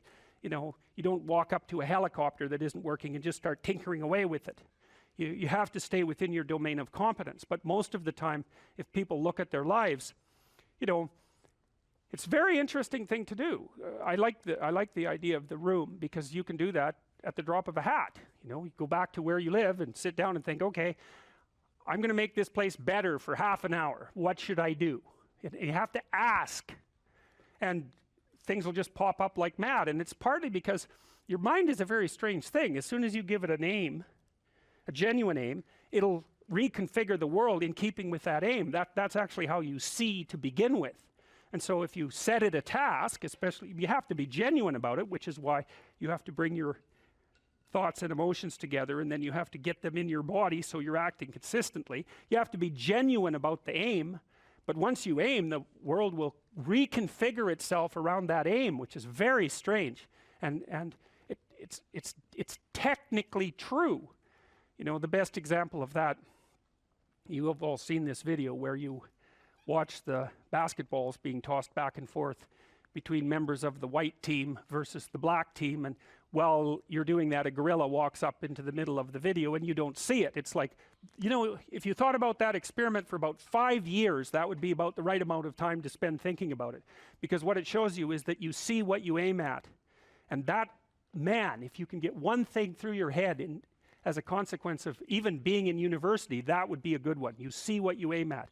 And so, because one inference you might draw from that is, be careful what you aim at, right? What you aim at determines the way the world manifests itself to you. And so if the world is manifesting itself in a very negative way, one thing to ask is, are you aiming at the right thing? Now, you know, I'm not trying to reduce everybody's problems to an improper aim. People get cut off at the knees for all sorts of reasons. You know, they get sick, they have accidents. There's a random element to being, that's for sure. And so you don't want to take anything, even that particular phrase, too far. You want to bind it with the fact that random things do happen to people, but it's still a great thing to ask. Okay, so Rogers was a phenomenologist, and he was interested in, he didn't start his philosophy from the perspective of subject versus object, or from the idea of psyche, like sort of inside you, your mind with its layers. That's not how he looked at it. And so let's go through, well, I'll introduce you to Rogers. I think and then we'll talk about it more next time. I'm going to start though with something that I learned from him that I think was of crucial importance. And so we'll set the stage for the further discussion with this. And I'm going to read it to you. Assuming a minimal mutual willingness to be in contact and to receive communications, we may say that the greater the communicated congruence of experience, awareness, and behavior on the part of one individual, the more the ensuing relationship will involve a tendency towards reciprocal communication with the same qualities. Mutually accurate understanding of the communications, improved psychological adjustment and functioning in both parties, and mutual satisfaction in the relationship. It's quite a mouthful. What does it mean? Assuming a minimal mutual willingness to be in contact and to receive communications. Okay, we're having a conversation. I'm deciding I'm going to listen to you. Right? That's different than how people generally communicate, because usually when they communicate, they're doing something like, okay, we're going to have a conversation and I'm going to tell you why I'm right and I'll win if you agree. Or maybe you're having a conversation where, I don't know what you're trying to do. Maybe you're trying to impress the person you're talking to. So you're not listening to them at all. You're just thinking about what you're going to say next. Okay, so that's not this. This is, you might have something to tell me. And so I'm going to listen on the off chance that you'll tell me something that would really be useful for me to know. And so you could think about it as an extension of the Piagetian. You know, Piaget talked about the fundamentally important element of knowledge being to describe how knowledge is sought, the process by which knowledge is generated. Well, if you agree with me and I find that out, I know nothing more than I knew before. I just know what I knew before. And maybe I'm happy about that because, you know, it didn't get challenged. But I'm no smarter than I was before. But maybe you're different than me. And so while I'm listening to you, you'll tell me something I don't like. Maybe it's something I find contemptible or difficult, whatever. Maybe you'll tell me something I don't know, and then I won't be quite as stupid. And then maybe I won't run painfully into quite as many things. And that's a really useful thing to know, especially if you live with someone and you're trying to make long-term peace with them, is they're not the same as you. And their way they look at the world and the facts that they pull out of the world aren't the same as your facts. And even though you're going to be overwhelmed with the proclivity to demonstrate that you're right, it is the case that two brains are better than one. And so maybe 9 of the 10 things they tell you are dispensable, or maybe even 49 out of 50, but one thing, all you need to get out of the damn conversation is one thing you don't know. And one of the things that's very cool about a good psychotherapeutic session is that the whole conversation is like that. All you're doing is trying to express the truth of the situation as clearly as possible. That's it. And so now Rogers' proposition, and I'll tell you why he derived it, was that if you have a conversation like that with someone, it will make both of you better. It'll make both of you psychologically healthier. So there's an implicit presupposition that the exchange of truth is curative. Well, that's a very cool idea. I mean, it's a very deep idea. I think it's the most profound idea. It's the idea upon which Western civilization, although not only Western civilization, is actually predicated. The idea that truth produces health. But for Rogers, that was the entire purpose of the Psychotherapeutic Alliance. You come to see me because you want to be better. You don't even know what that means necessarily, neither do I. We're going to figure that out together. But you come and you say, look, things are not acceptable to me, and maybe there's something I could do about that. So that's the minimal precondition to engage in therapy. Something's wrong, you're willing to talk about it truthfully, and you want it to be better. Without that, the therapeutic relationship does not get off the ground. And so then you might ask, well, what relationships are therapeutic? And the answer to that would be, if you have a real relationship, it's therapeutic. If it isn't, what you have is not a relationship. God only knows what you have. You're a slave, they're a tyrant, you know, you're both butting heads with one another. It's a primate dominance hierarchy dispute. Oh, I don't know, you're like two cats in a barrel, or two people with their hands around each other's throats. But what you have is not a relationship. So, all right.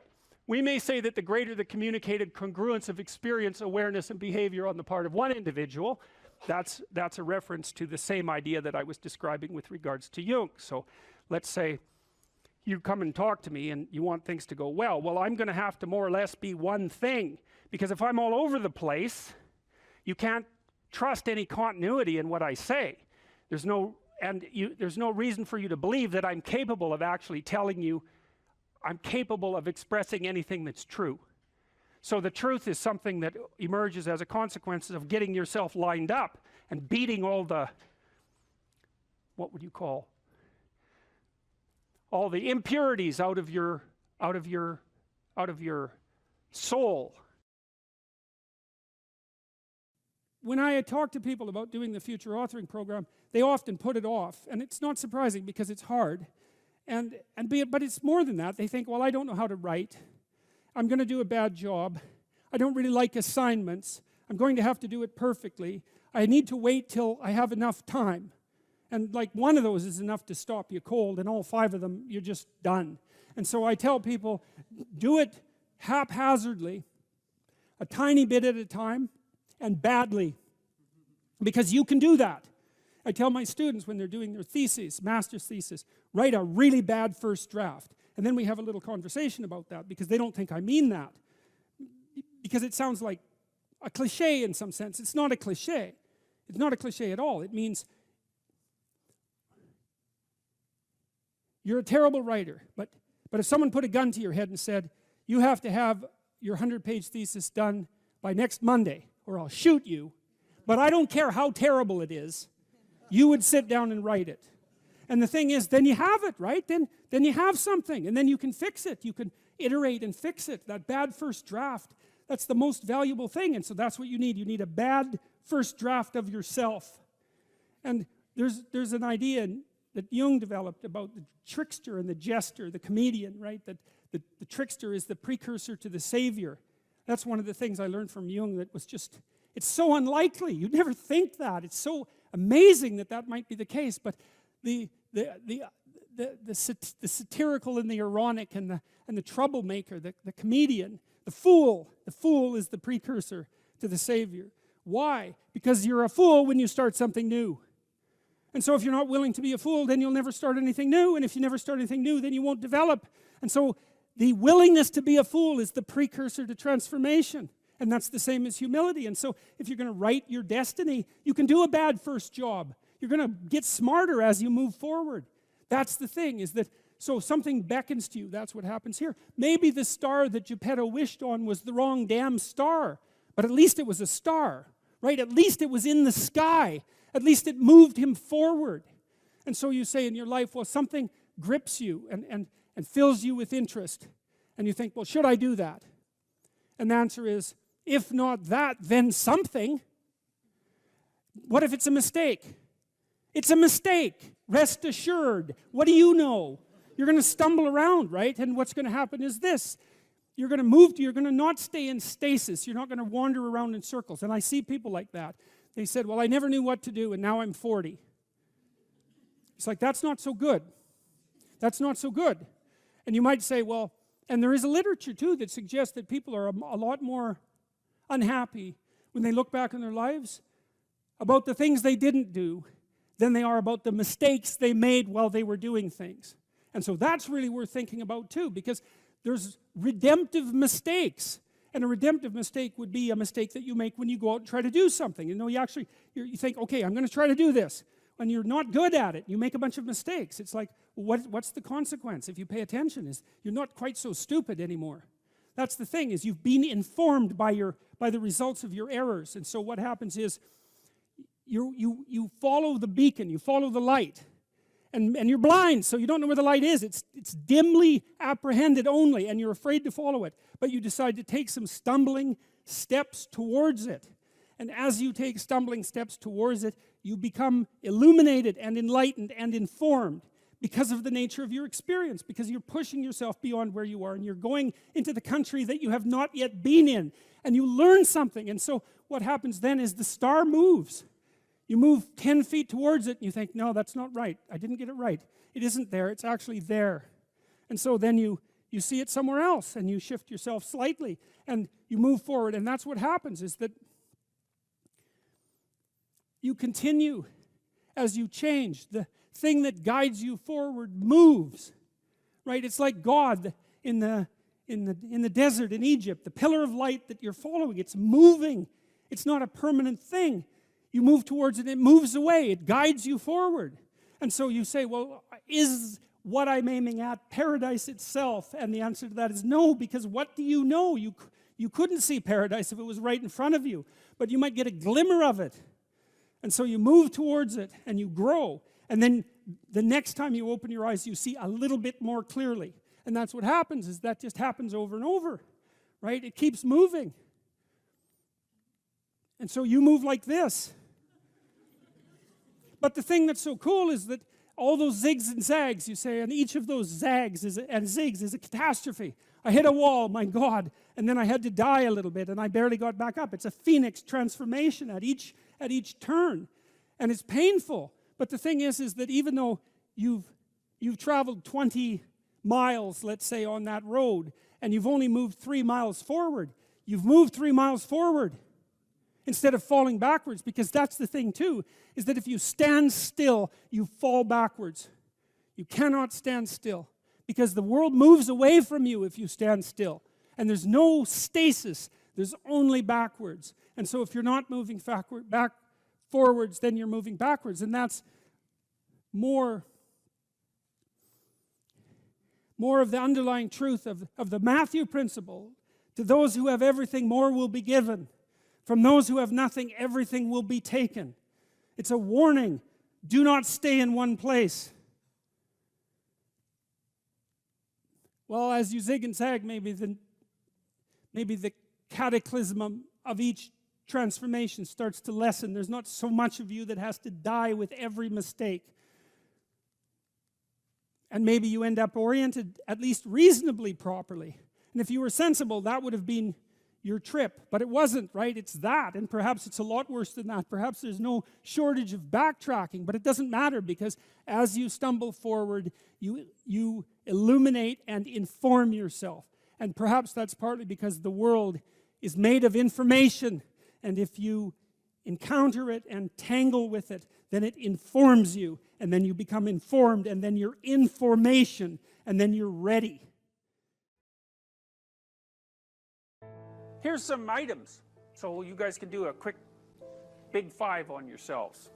And I'll tell you the upside and downside of it. So, if you're orderly, you follow a schedule. How many of you follow a schedule? Okay. And how many of you don't? Okay, so one thing I would recommend is that you do. And I'll tell you why. Like, intelligence is a very good predictor of academic performance. And there's not a lot you can do about your intelligence. I mean, you can squander it, but it's very difficult to improve it. Conscientiousness, well, it's a trait too, so it's hard to work on, but we know that conscientious people get better grades. And it's reliable, and it's a powerful effect. And so, if your time use is organized, then the probability that you're going to be successful is very high. So, one of the things you might think about is make friends with a calendar, like Google Calendar or something like that. And I can tell you some tricks about that, because really it is important. Like, and I'm not kidding around about this. If you're low in conscientiousness, it's really going to trip you up as you walk through life. There's not very many advantages to it that I've been able to see, And I'm not assuming that just because you don't follow a schedule, you're low in conscientiousness, but it is one of the items that mark it. The advantage I've seen so far to being unconscientious is that if you become unemployed, it doesn't bother you as much. And I mean, that actually turns out to matter in some situations. So like, you know, if a big company has to shed 50% of its employees, it's the conscientious people are going to suffer themselves to death for it. And the unconscientious people, they're not going to care anyways because they weren't working anyways. So it doesn't matter if they have a job or not.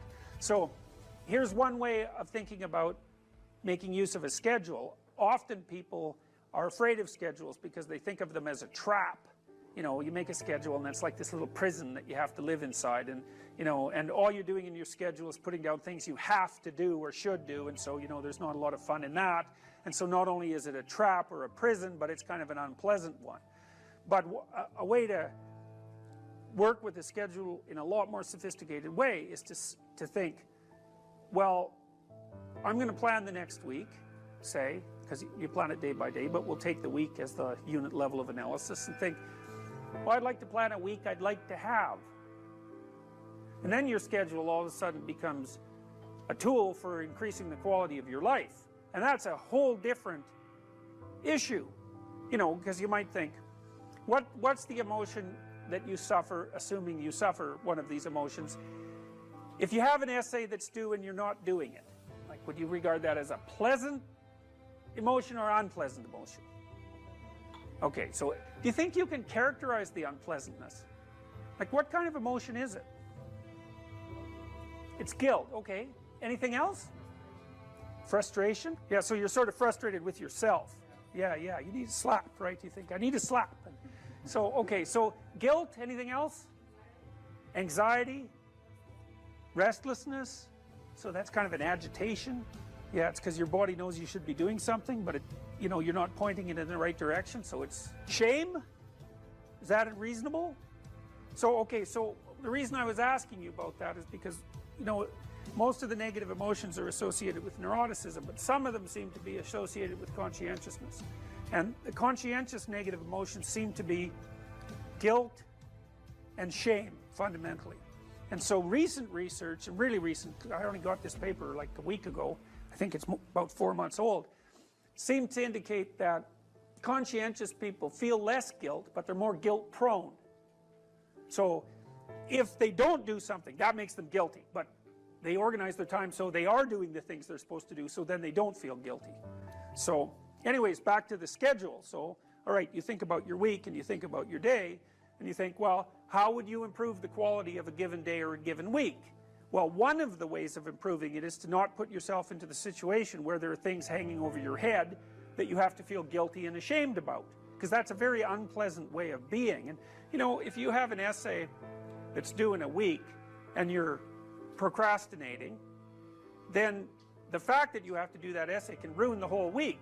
And even when you're doing something that's positive, hypothetically, it's kind of that horrible kind of positive that you experience when you know that you should be doing something else. And so that's when you end up watching YouTube videos about like dancing cats or something like that. You know, and it's at best it's a guilty pleasure. It's not a pleasure at all. You think like, what the hell am I doing watching videos of dancing cats, you know? But then you know that you're procrastinating, and that's low quality, very low quality existence. So if you use your schedule, you can think, okay, well, here's some times that I'm going to do this work. And then you can also sort of ask yourself about that when you're designing your schedule. Because you don't want to design a schedule like you're Adolf Hitler telling yourself what to do, you know, because you're not going to comply with it then.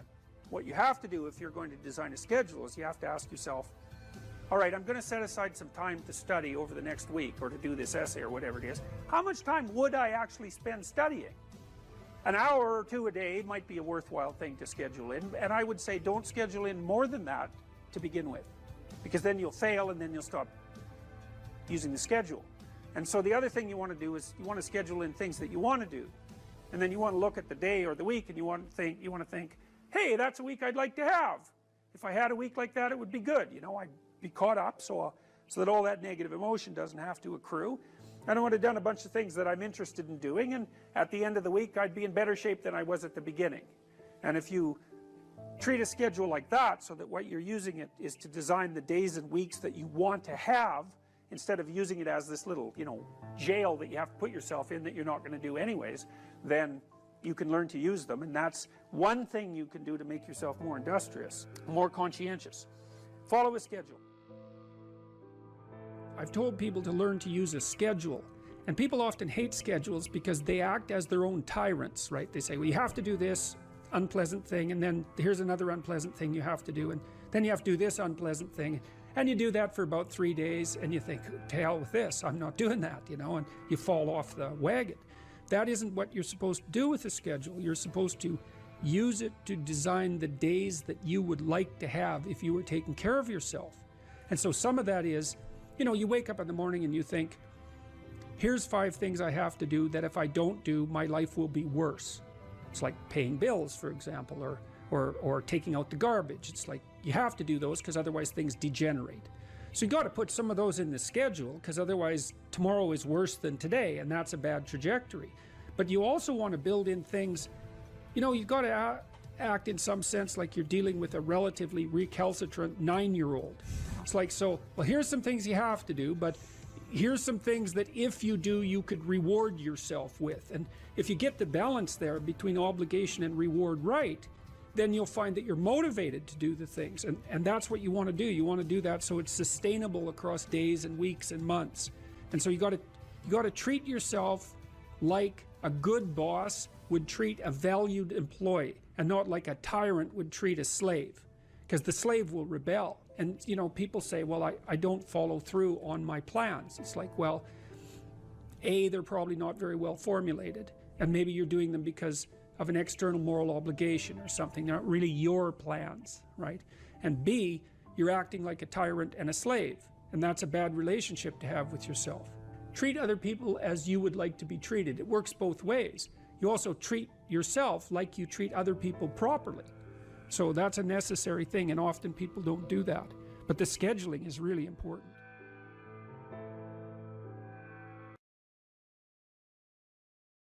If you encounter an entity and you can map it at every single level of your value hierarchy, then it's known.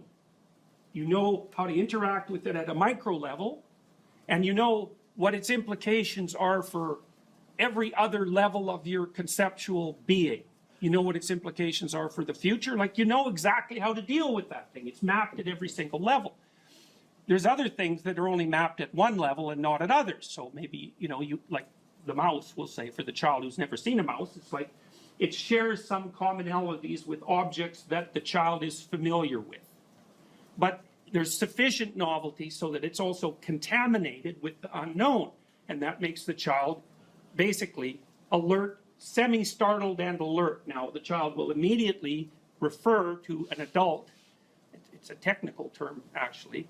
They'll look at the adult's face because the adult's face will broadcast the motivational and affective significance of that event. And so the child looks, references, and then reads off the face, and of course the speech and the bodily actions, exactly what that thing signifies, you know. And then if the person that they're looking at jumps up on the table and screams, then that's one set of meanings, which is, God, this thing is magical. It's only this big, and look at what effect it has on, you know, my aunt, for the sake of argument, who's, you know, a pretty competent preacher as far as I can tell, being 2 years old.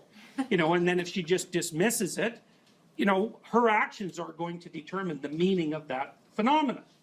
So that's how the transformation of the semi-known thing into the more known thing occurs. It occurs almost always in a social context. You can explore things by yourself, but you rarely actually do that by yourself. It's almost always you plugged into a social apparatus, you know. So you might be doing the specific investigating, but the social apparatus is around you so that you can confer with it, and it also shapes the way that you're going to interact with that specific thing.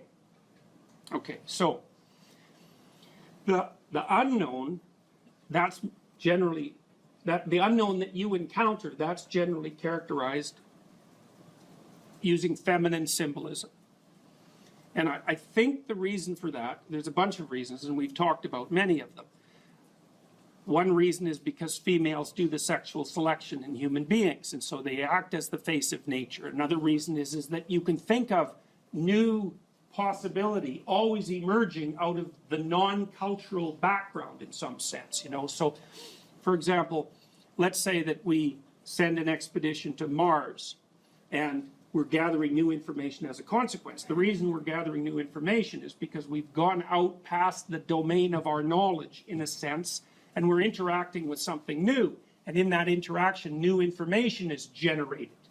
Now, you can say that it's partly the act of the perceiver that's generating the new information, and you could say that it's partly the act of the culture, because we send robots to Mars, let's say, which is very, very difficult. So the culture goes there, but the individuals are observing. So the individuals are buttressed by the culture, but they're generating information because they're somewhere truly new.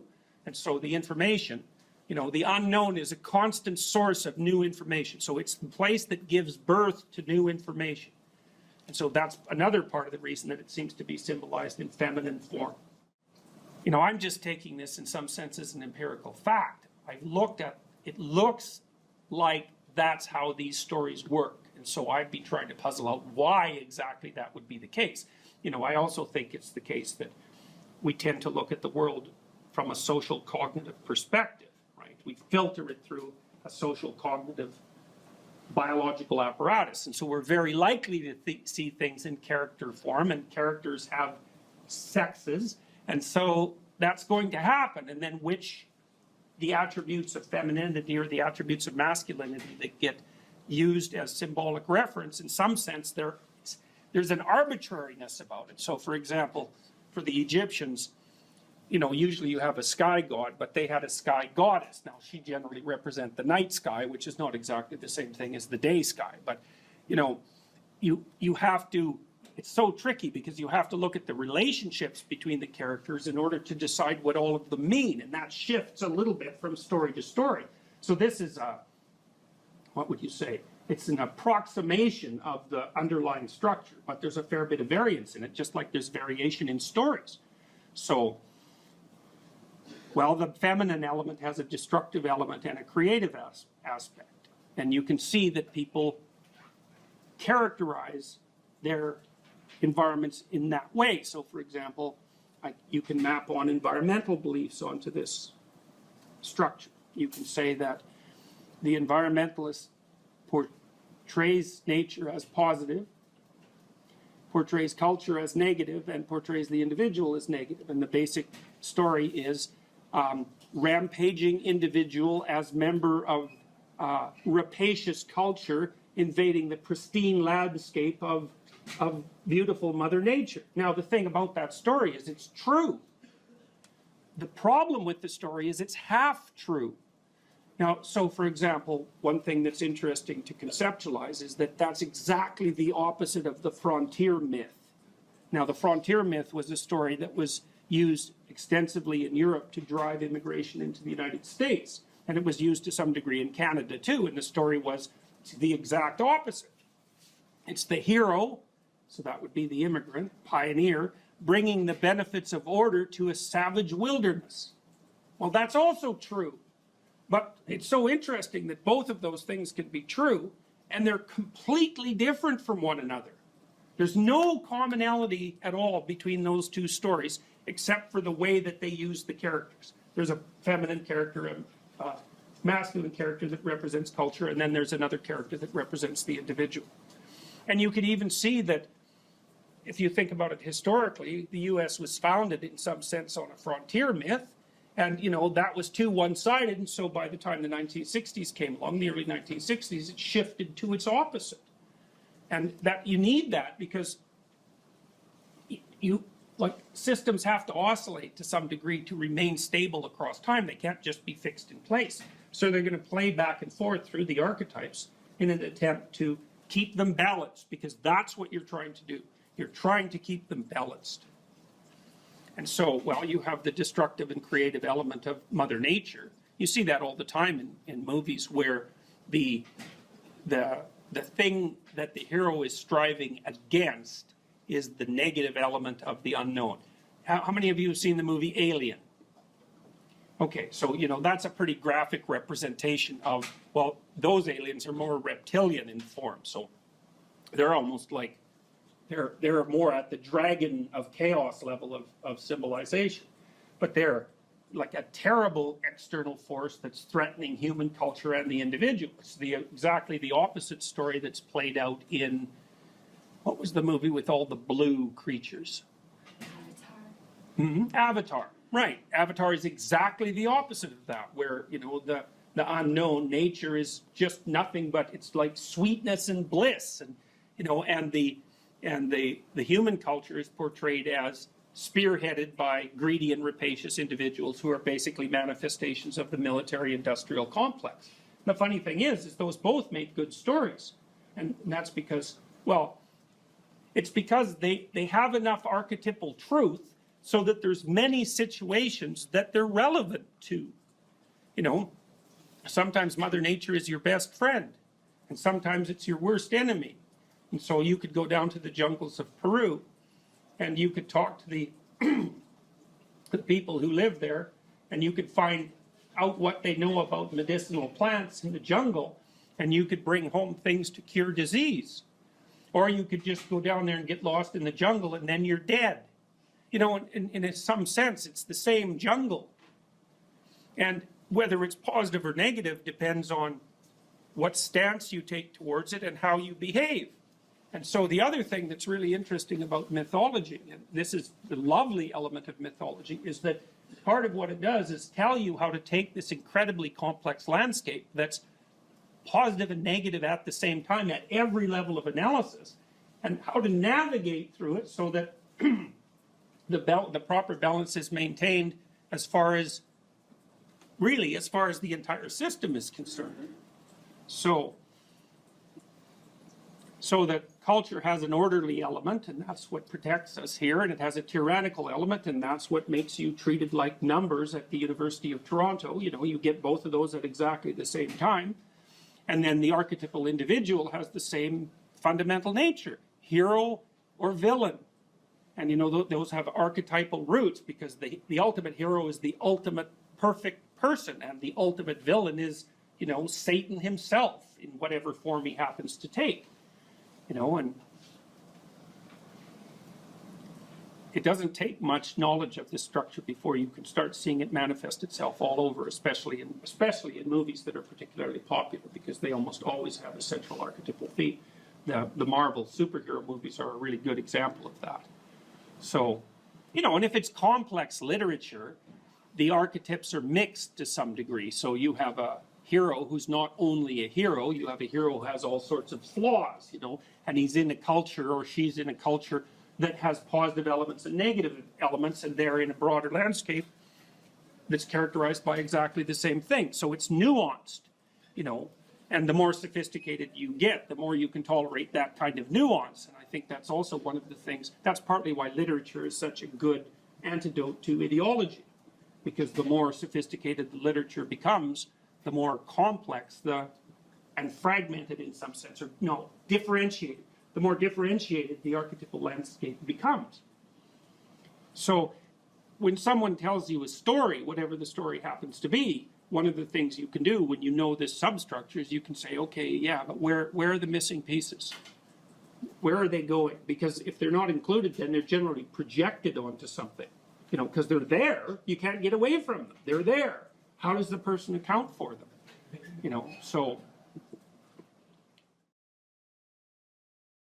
In the future authoring program, which is the one we've done the most research on, so if people do this for 90 minutes badly before they go to college, it'll decrease the probability they'll drop out in the first year by 50%. That's amazing. And it works particularly well for people who are most likely to drop out. So a lot of psychological interventions help the good performers do even better and don't help the bad performers that much. And why do you think it helps them more? Well, I think the good performers already have a bit of a vision and a plan, whereas the bad performers, they're really ambivalent about what they're doing because they don't have a plan. And we'll talk more about why this is so important.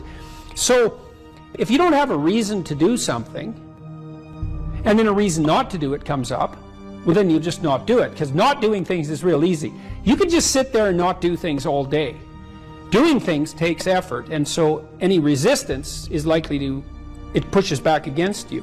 And so going to college, it's like, well, why is that difficult? Well, you have to get up, you have to go to your classes, you have to do the assignments, you have to do the reading, you have to write the tests, you have to believe that this path is somehow better than any other path you could be on, and there's innumerable other paths, and that it's better in some fundamental sense than just doing nothing or playing games or being purely hedonic. So there's a lot of, because it's difficult, there's a lot of obstacles. And if you don't have a reason, well, why would you overcome the obstacles? And so what happens when you do the future authoring program is two things. Is first of all, you construe yourself as the sort of person who could have a reason, right? Who could make a vision and impose it on the world. And how do you do that? And then second, you actually develop a vision. Okay, so the first thing the program asks you to do, and it's got a biblical element to it in some fundamental sense, although that wasn't so explicit when we first developed it, but I came to realize that later. There's a statement in the Gospels. Christ says to his followers, ask and you'll receive. Knock and the door will open. Seek and you'll find. And you listen to that and you think, no way, man, it can't be that easy. Well, it's that easy. Because let's think about what wanting means. You want something. You want to find, so you'll seek. How hard are you going to seek? You know, maybe you're after the Holy Grail, right? Or you're after the gold in the dragon's lair, or the jewel in the toad's head. You're after something that's guarded by some monstrous figure. You're going to seek? How committed to that are you? And there's a total commitment in that in a fundamental way. It's like you should be humble enough to be open to learning, to radical transformation, to the probability that you're really wrong if you're not finding what you're seeking, and the willingness to sacrifice virtually everything of lesser value for that goal. Otherwise, you do not want it. You did not ask. You are not seeking. You did not knock on the door. Well, this is the development of a vision. Now, you can construe consciousness as the implementer of the vision in the broadest sense. So what we really confront as human beings isn't a deterministic world that runs like clockwork, that the past pushes forward in an algorithmic or deterministic manner. That isn't how the world works. The way the world works is that we confront a horizon of possibility that's not predictable. It's somewhat predictable the way a musical piece is predictable. So it's rule governed, but it's not predictable in a deterministic way. And it's full of possibility and potential. That's actually its nature. It's potential in its nature. And to maximize the quality of our interaction with that potential, we have to impose a vision on it and then pursue the vision. And so when you do the future authoring program, well, that's what you're trying to do, is develop a vision. So here's the first exercise. It's like, okay, here's the deal, all right? You get to have what you need and what you want. Maybe even better, you get to have what you need and want if you were treating yourself properly. So imagine, first of all, that you were treating yourself properly because you actually cared for yourself. Okay, and say you don't. Yeah, well, you don't. How do you help somebody? Well, you at least ask them to open the door to the possibility that maybe they could. So just imagine that you did. Not that you are, that you could, but that you tried. Think, okay, I'm a valuable person, maybe, and if I was treating myself like I had intrinsic value, like if you were treating yourself like you were someone you loved, so you could imagine doing this for someone you actually cared about. Because most people care about someone that isn't them. So do you identify someone you care about? Well, you can, yes, you can say, because it does tell you. It's like, well, if you're not so good at caring for yourself, imagine someone you love and then pretend that you're bringing that attitude to bear on you with all your faults and inadequacies. I'm not being casual about this. It's hard for people to do this, right? Because we know our own flaws so deeply. It's hard for us to take care of ourselves. But imagine that you should take care of yourself and that you could and that you did. Just imagine that. So that's opening up at least the door, right? Yeah. And then you say, well, 5 years down the road, you get to have what you want and need. What is it? And so this is a deep question. So, because the question is this: your life is going to be difficult, and it's going to be marked by suffering and tragedy in all sorts of different ways. Disappointment and obstacle and betrayal and the whole panoply of human catastrophe. That's absolutely 100% definitely coming your way. Okay, so given that, and given that you want to live a life free of resentment and bitterness and premature aging and excess suffering, and that you don't want to be a burden to everyone around you, what would you have to make carrying that weight worthwhile? That's a hard question, you know. It's like, what justifies your suffering? That isn't how am I going to be happy. It's what justifies your suffering. Well, ask yourself. You get to have what you want. If you're taking care of yourself, what would it be? Okay, and so you write for 15 minutes about what your life might be like 5 years down the road if you got to have what you needed and wanted. And then we concretize it. You know, I had lots of clients and students who said, well, I don't know what to do with my life. What should I do with my life? And the first answer to that question is, that's not a very good question. Because it's like, what, do you want a one-line answer to what you should do with your life? Like, life is everything, and you want a one-line answer to everything. No. Bad question. You can imagine a desirable future, but it helps to particularize it. So one of the things you might ask is, where do people find meaning? And the answer is, well, in multiple places. Here's some places people typically find meaning. So if clients came to me and they were depressed, first of all, I'd try to find out, are you depressed? Or do you just have a terrible life, or some combination of those two? And you might ask, what's the difference? And that's a really good question. If you're depressed, you have a good life, but you're suffering.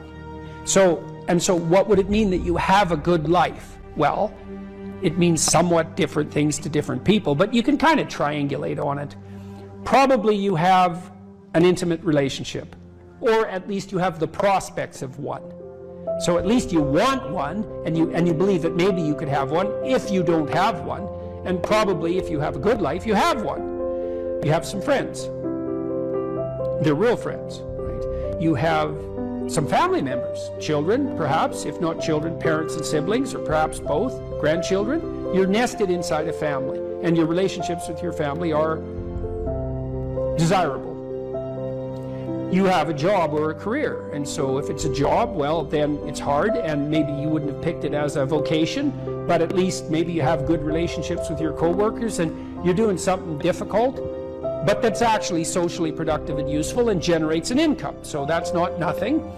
You're educated to the level of your intellectual capability, or you have plans to do so. You're taking care of yourself mentally and physically, and you have a strategy for dealing with the realm of signal temptation, drug and alcohol abuse and sexual misbehavior and that sort of thing. And then we've added one more recently, at least conceptually, that you've adopted a certain degree of civic responsibility, right? You're participating in the broader community in some manner.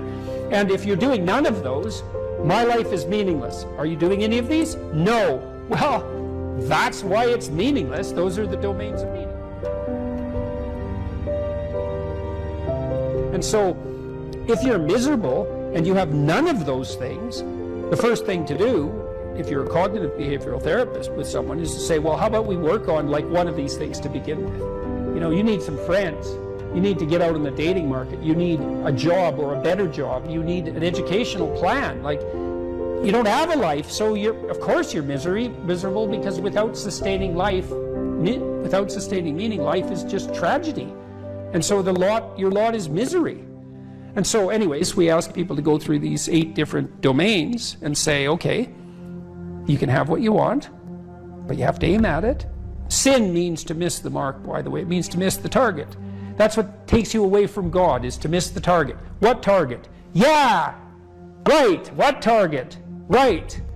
You got to at least know there's a target, then you got to try to hit it. You know, and maybe you don't even know where the target is, but your aim isn't good, but at least you've set up a target now, and you can practice. And so, well, if you had an intimate relationship, what would it look like? If you had some friends, how would you like those friendships to be conducted? If you had a job or a career, what could it be if you had what you wanted?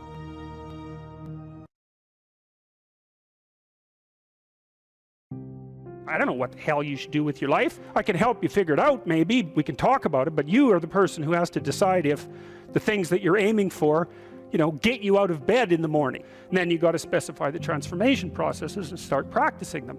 And you have to understand that you're going to be bad at it, but it doesn't matter, because bad's fine. Persistent is what you need to be.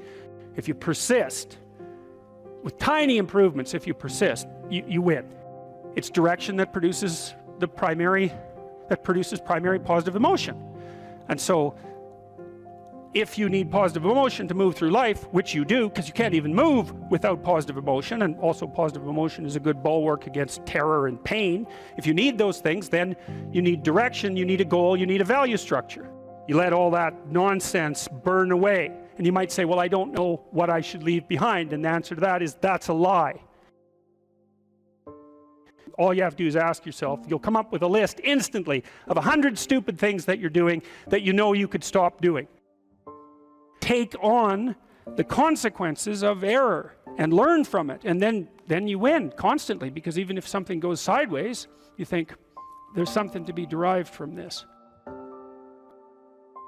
When you're in the world and something objects to you, something that matters objects to you, then in the entire unrealized world is in that thing that objects. It's all tangled up inside it.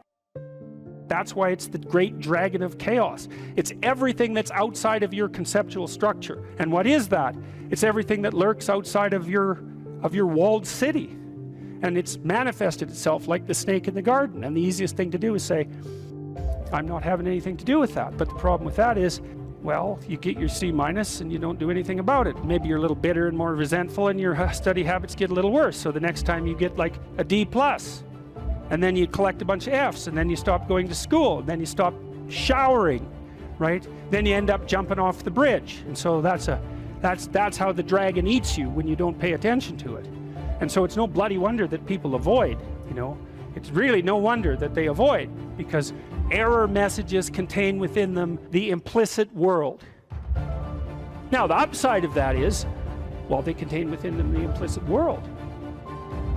And the world isn't all negative. And so maybe you get your C-, and that's actually the best gift you ever got, because somebody finally took you and went, whack, you know, clue in. And so you take that apart and you think, oh, I don't know how to write. I don't know how to think. I've never read anything in my life. My study habits are abysmal, you know, like maybe I'm working at 2% efficiency, which it's like to find that out is so optimistic. I mean, if you're barely hanging in there, but you're only working at 2%, you might imagine what you could have as a life if you're working at like 50%. So the C- can be the best gift you ever had, and that's the gold that the dragon hoards. That's exactly what that means. That doesn't prove that you're stupid. And now it implies that you might be stupid, but it doesn't, right, really, it does, and that's why you don't want to look at it. Maybe it implies that you're lazy, or implies that you're ignorant, or like it implies all sorts of terrible, but you don't want to leap to that, and that's sort of the proclamation of innocence before guilt. You are the thing that is, and you're the thing that becomes, and you should put the thing that becomes at a higher place than the thing that is. That means you also have to allow yourself to shake off those things about you that you might be pathologically attached to, habits and people, for that matter, ways of thinking, all of those things. You have to allow yourself to shake those off, and that's more like a burning. That's why the phoenix is the symbol that it is, right? It's old and it deteriorates, it bursts into flame, and then it's reborn. It's like, well, do you want to be reborn? It's like, well, that's not the question. The question is, do you want to burst into flame? And the answer to that generally is no, but that's the wrong answer. The right answer is you let all that nonsense burn away. And so then you look at the micro routines. It's okay, well, I got a C- in this course. Maybe I should study for that course 15 minutes more a day for the next 3 months. And then you ask yourself, do you think you could do that? No, I'm too useless. Okay, how about 15 minutes every second day? You think you could do that? You put it in your schedule, like 15 minutes every second day in the morning. And that's, well, you think, well, what's wrong with me? Well, I'm not very good at managing my study schedule. That's not quite down here at the behavioral level, but it's pretty close, because what you can take an action. You can open up your schedule and you can say, well, I'll mark 15 minutes aside. Then you can practice doing that. It's pretty low level in the hierarchy. It means, well, you're still not a horrible person. You just got to polish up your work ethic. It's like, shut the hell up most of the time, but now and then you don't shut up because it's time to say something. You don't want to make unnecessary enemies, though. Well, you don't want to take yourself apart any more than is absolutely necessary. Develop some of the micro routines on the other side of the personality distribution. So if you're disagreeable as hell, maybe you could start learning how to do nice things for people. And that actually works, by the way. So if you take disagreeable people who are depressed and you get them doing nice things for other people, their depression tends to lift. But then by the same token, if you're agreeable, then you should practice doing some things for yourself and being more tough-minded in your negotiation. You know, you're extroverted. It's like, okay, man, learn to spend some time with yourself, right? You're low in openness. Well, try reading a book that's outside of your, you know, your sphere of interest now and then. If you're conscientious, well, you should probably learn how to relax occasionally, and so forth. So you can, I think partly what you're doing as you're developing your personality is not moving the mean much, the average, where, you know, where you're located, but you're extending the standard deviation so that you're a bigger bag of tricks than you were before. Life has got its rat's nest of miseries, and that's for sure. And maybe you could even make a categorical statement that life is mostly a rat's nest of misery. You know, and you could make a pretty powerful argument for that. But then there's a counter question, which is, well, what if you tried not to make it any more miserable than it had to be, right? Then what would it be like? I would suspect that most of that misery would go away, because it's the unnecessary misery that really brings you down. You know, it's like, well, if someone has cancer, it's like, that sucks. But it's not like you can say, if only we had done this differently, then that wouldn't have happened. But when someone's out like torturing you in a malevolent way, or maybe you're doing the same, you can always ask yourself, well, is this really necessary? Is this just like a useless add-on to the miseries of life? That's what disheartens people. And so even in your own life, if you aren't suffering from self-imposed misery, and you're only suffering from inescapable misery, maybe you could handle that, and even maybe without becoming irredeemably corrupt. So the goal would be, well, yeah, life is a rat's nest of miseries, and maybe it has no ultimate meaning. We could say that if we're feeling particularly pessimistic, but it still leaves one question open, which is, if you didn't do everything you could to make it worse, how good could you make it be? And the least answer is, well, it could be tragedy, but maybe not hell. Are you depressed, or do you just have a horrible life? And those are not the same question, because if you're depressed, you have a life that in principle should work, but isn't. And so you come and say, look, I've got a lot of things going for me. You know, I've got a good job, I've got a good family, my wife loves me, but man, I'm miserable all the time. It's like, okay, well, let's delve into that a bit more deeply. But that kind of sounds like depression. But then you might come and say, well, I'm miserable, I'm suffering, I don't even want to be alive. And then I might ask, well, do you have an intimate partner? Well, no, not really.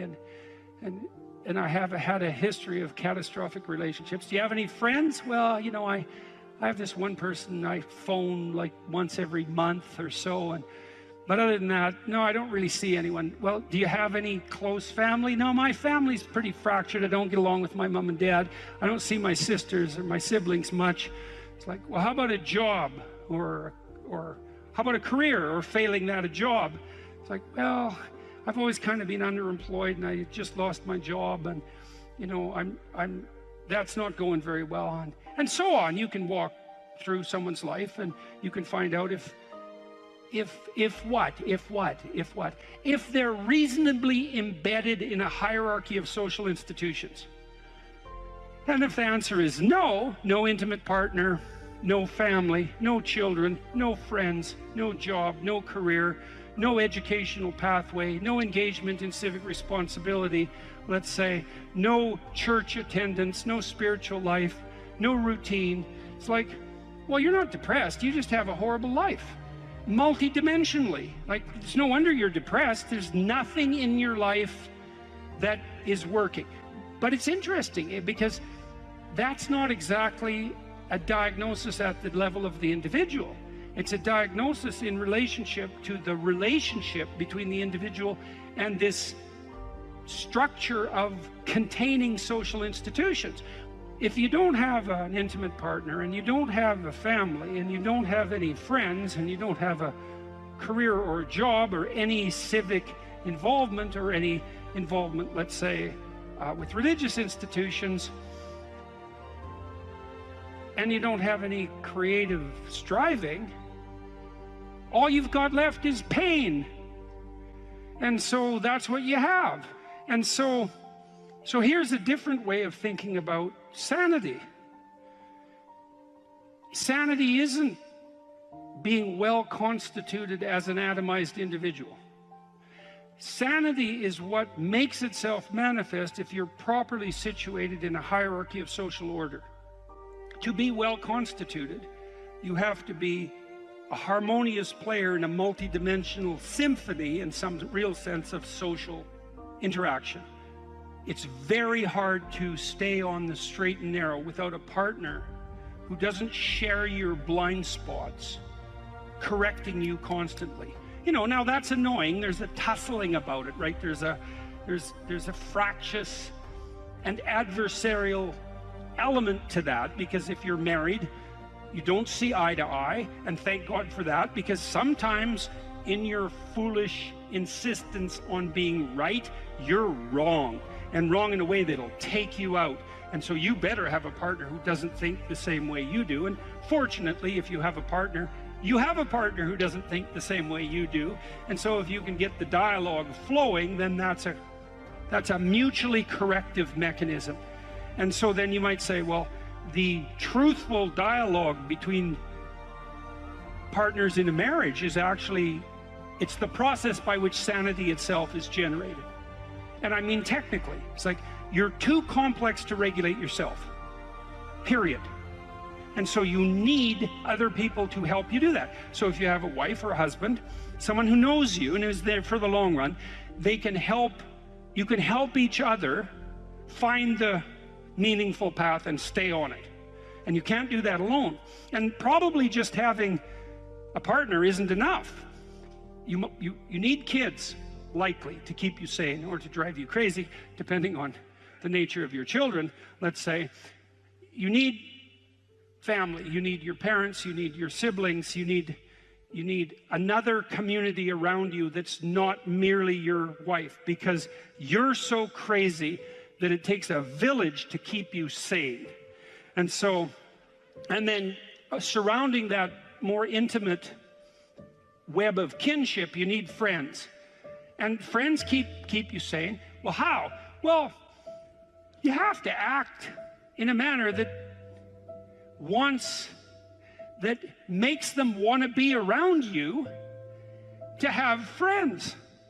And that means that to maintain your friendships, you have to be saner than you really are, right? You have to be, they have to be able to enjoy their time with you. If you practice forthright and voluntary exposure to that which terrifies and dismays you, it transforms you. And we really know this as psychologists. We even know there's more and more evidence suggesting, for example, that if you imagine you adopt this attitude of voluntary confrontation, that changes you psychophysiologically. So much of the biochemistry of motivation and emotion is transformed when you take a stressor which could be oppressive and paralyze you and cause you to withdraw, and you reverse that and you decide to advance. It's like a different spirit inhabits you. And I mean this physiologically. There's a whole different pattern of being that makes itself manifest in you neurologically and psychophysiologically and pharmacologically. So you take it on as a challenge, right? And that transforms you at a cellular level too, because one of the things we've discovered in recent years is that if you do something new and complex, then that turns on that parts of your DNA that haven't produced proteins before will start producing new proteins and reconstruct you from the cellular level up. So it's a deep transformation, and we have no idea how deep. And again, you could ask yourself, if you didn't withdraw in fear from anything from everything that life threw at you, who could you become? And I would say that's the central religious question in some real deep sense. You know, are more things thrown at us than we can manage? Well, that's a tricky question, because pretty dreadful things are thrown our way. And you might say, well, that just presents an insuperable barrier to progress. That's not very helpful, because you're alive, here you are, you've got these problems to contend with, and if it's an impossible task, then how could you be anything but hopeless and desperate? But then you think, well, wait a second, how would things transform if I took this on as a voluntary adventure, regardless of its scope? And the scope would include unjust suffering, death, and hell. And that's not just some religious or metaphysical vision. It's like, no, you're actually going to have to contend with that in your life, in whatever way those things make themselves manifest to you personally. That's coming, man. And so maybe you better get prepared. And then the question might be, well, what would happen if you got prepared? And the answer might be, you'd be prepared. And I think the religious enterprise, in its deepest sense, is that process of preparation. And, you might want to even push that a bit farther. You might say, well, not only do you want to get prepared for what's coming your way, but you want to be so prepared that when it comes your way, that it doesn't make you bitter and resentful and tempted by the desire to walk the path that would make all of that even worse. And so you might say, well, if you could really face up to what you need to face up to, not only could you turn yourself into someone that could bear the catastrophe of life and exposure to hell, but maybe you could turn yourself into someone who would still do good even while facing those things. And that's a pretty noble goal. So now you're moving towards the promised land, let's say. So that's inspiring, and that produces positive emotion, because you experience positive emotion when you see yourself moving towards a valued goal. No valued goal, no positive emotion. That's how your systems are set up psychophysiologically. On the negative front, well, maybe anger and bitterness and fear stop you. Okay, so what do you do with them? Okay, now, take good stock of your sinful nature, let's say. You know what temptations you're prone to and what knock you off the beaten track, and maybe you feel guilty about it. You know where your weaknesses are, and you probably have some idea of just what kind of hell you could inhabit if you let those weaknesses get the upper hand. So why don't you just write about that for 15 minutes? So let's say this isn't what you could have in 5 years. It's the pit you could dig for yourself if you decided to, just sit there or dig. Everyone has a sense of that, for some people. My temptation probably would have been alcohol. It calmed me in social situations. It made me feel a closer kinship to people, and it was a pretty good stimulant.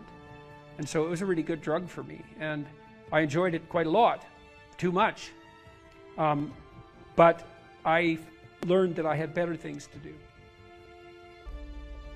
I wouldn't have stopped without better things to do. And that's And what did you mean by better things to do? Well, I was writing my book, Maps of Meaning, when I was still carousing as a graduate student. I'd started to put my life together by that point quite a bit, but I was still a party animal and very social. But I found that I couldn't think hungover. And not only that, I couldn't handle the emotional tension of what I was dealing with intellectually. It was too, because if you're hungover, your emotions are more sensitive, especially your anxiety. And the work I was doing was way too demanding emotionally, because I was dealing with historical atrocity, and the motivations for that was just too damn dark, to be dealing with hungover. Plus, once I had written a fair bit and was editing, once you've edited your work to a substantial degree, you have to use finer and finer gradations of judgment to continue to improve it. And if you're fuzzy-minded at all, if you've impaired your judgment, when you edit, you can make it worse, not better. And then I also realized that the only times I really regretted my actions was when I was drinking, because it disinhibits you, and that's fun. That can be really fun. But I'd wake up the next day and think, yeah, I was a little too provocative. I was a little too aggressive. I was a little too mean-spirited in my wit, a little too egotistical, or maybe more than little on all of those fronts. little careless in my choice of partner, a little uncontrolled in my social behavior in places I shouldn't have been, because I was starting to, well, I was a graduate student and a teacher by that point, and I was interacting with professors, say in the social milieu. Grew, yeah, well, it wasn't the time to be drunk. That just wasn't good. That worked in northern Alberta to some degree in some subcultures, but in those situations it just made me look like a fool. Well, it made me into a fool, not just look like one. And then when you and I got married, I didn't, and we were going to have kids, I thought, well, I'm not drinking when I have kids. Yeah, I wanted children. Yeah, and you want to grow up at that point. And besides, I was ready to dispense with all of that by then. People are often afraid of moving forward, and no wonder. But you should be way more afraid of not moving forward. And so if you get that hell behind you, it's like, well, do I want to go there? Well, I don't have the effort, the energy. I'm not even sure that it's the right thing. It's like, well, do I want to go back there? It's like, no, definitely not that. And if you don't feel that hell, then you're not nearly as motivated as you could be. Because if you have any sense of just exactly how bloody dismal and dark things could get, then, and that's right there for you. And that was one thing that... I thought it was helpful. I thought it was helpful when I did the future authoring to think about where I would go if I went to the wrong place. Why? Well, it's just good to know how you will fall apart. Yeah, well, that and then it's you possible? can. Well, and you can also ask yourself, and studying historical atrocity also helped me with that. It's like, well, do you want to be a what would you call a sadist? You're bitter and resentful. You want to hurt other people? Is that where you want to end up? You want to lie and deceive? Because that's where you end up if you lie and deceive. You want to be resentful and bitter? Because that's where you end up if you're resentful and bitter. Yeah, but sometimes, people, they just don't know what to do about it. So your program helps them to make a plan. Yeah, well, and the plan is really, look, we're visionaries, man. Human beings are visionaries. Really. Well, I found when I did the self-authoring, the 15 minutes of writing that I did, the dreaming I did, yeah. when I wrote about my future and just dreamed of what it could be like if it was just what I wanted. Yeah. And then outlined the goals, because you outline goals after that in the future authoring. Those things that I had identified appeared in my life. Those. Yeah, well. And that was quite shocking to me. Well, the thing is, you look at the world through a goal-directed framework. And so when you switch your goals, what appears to you in the world switches.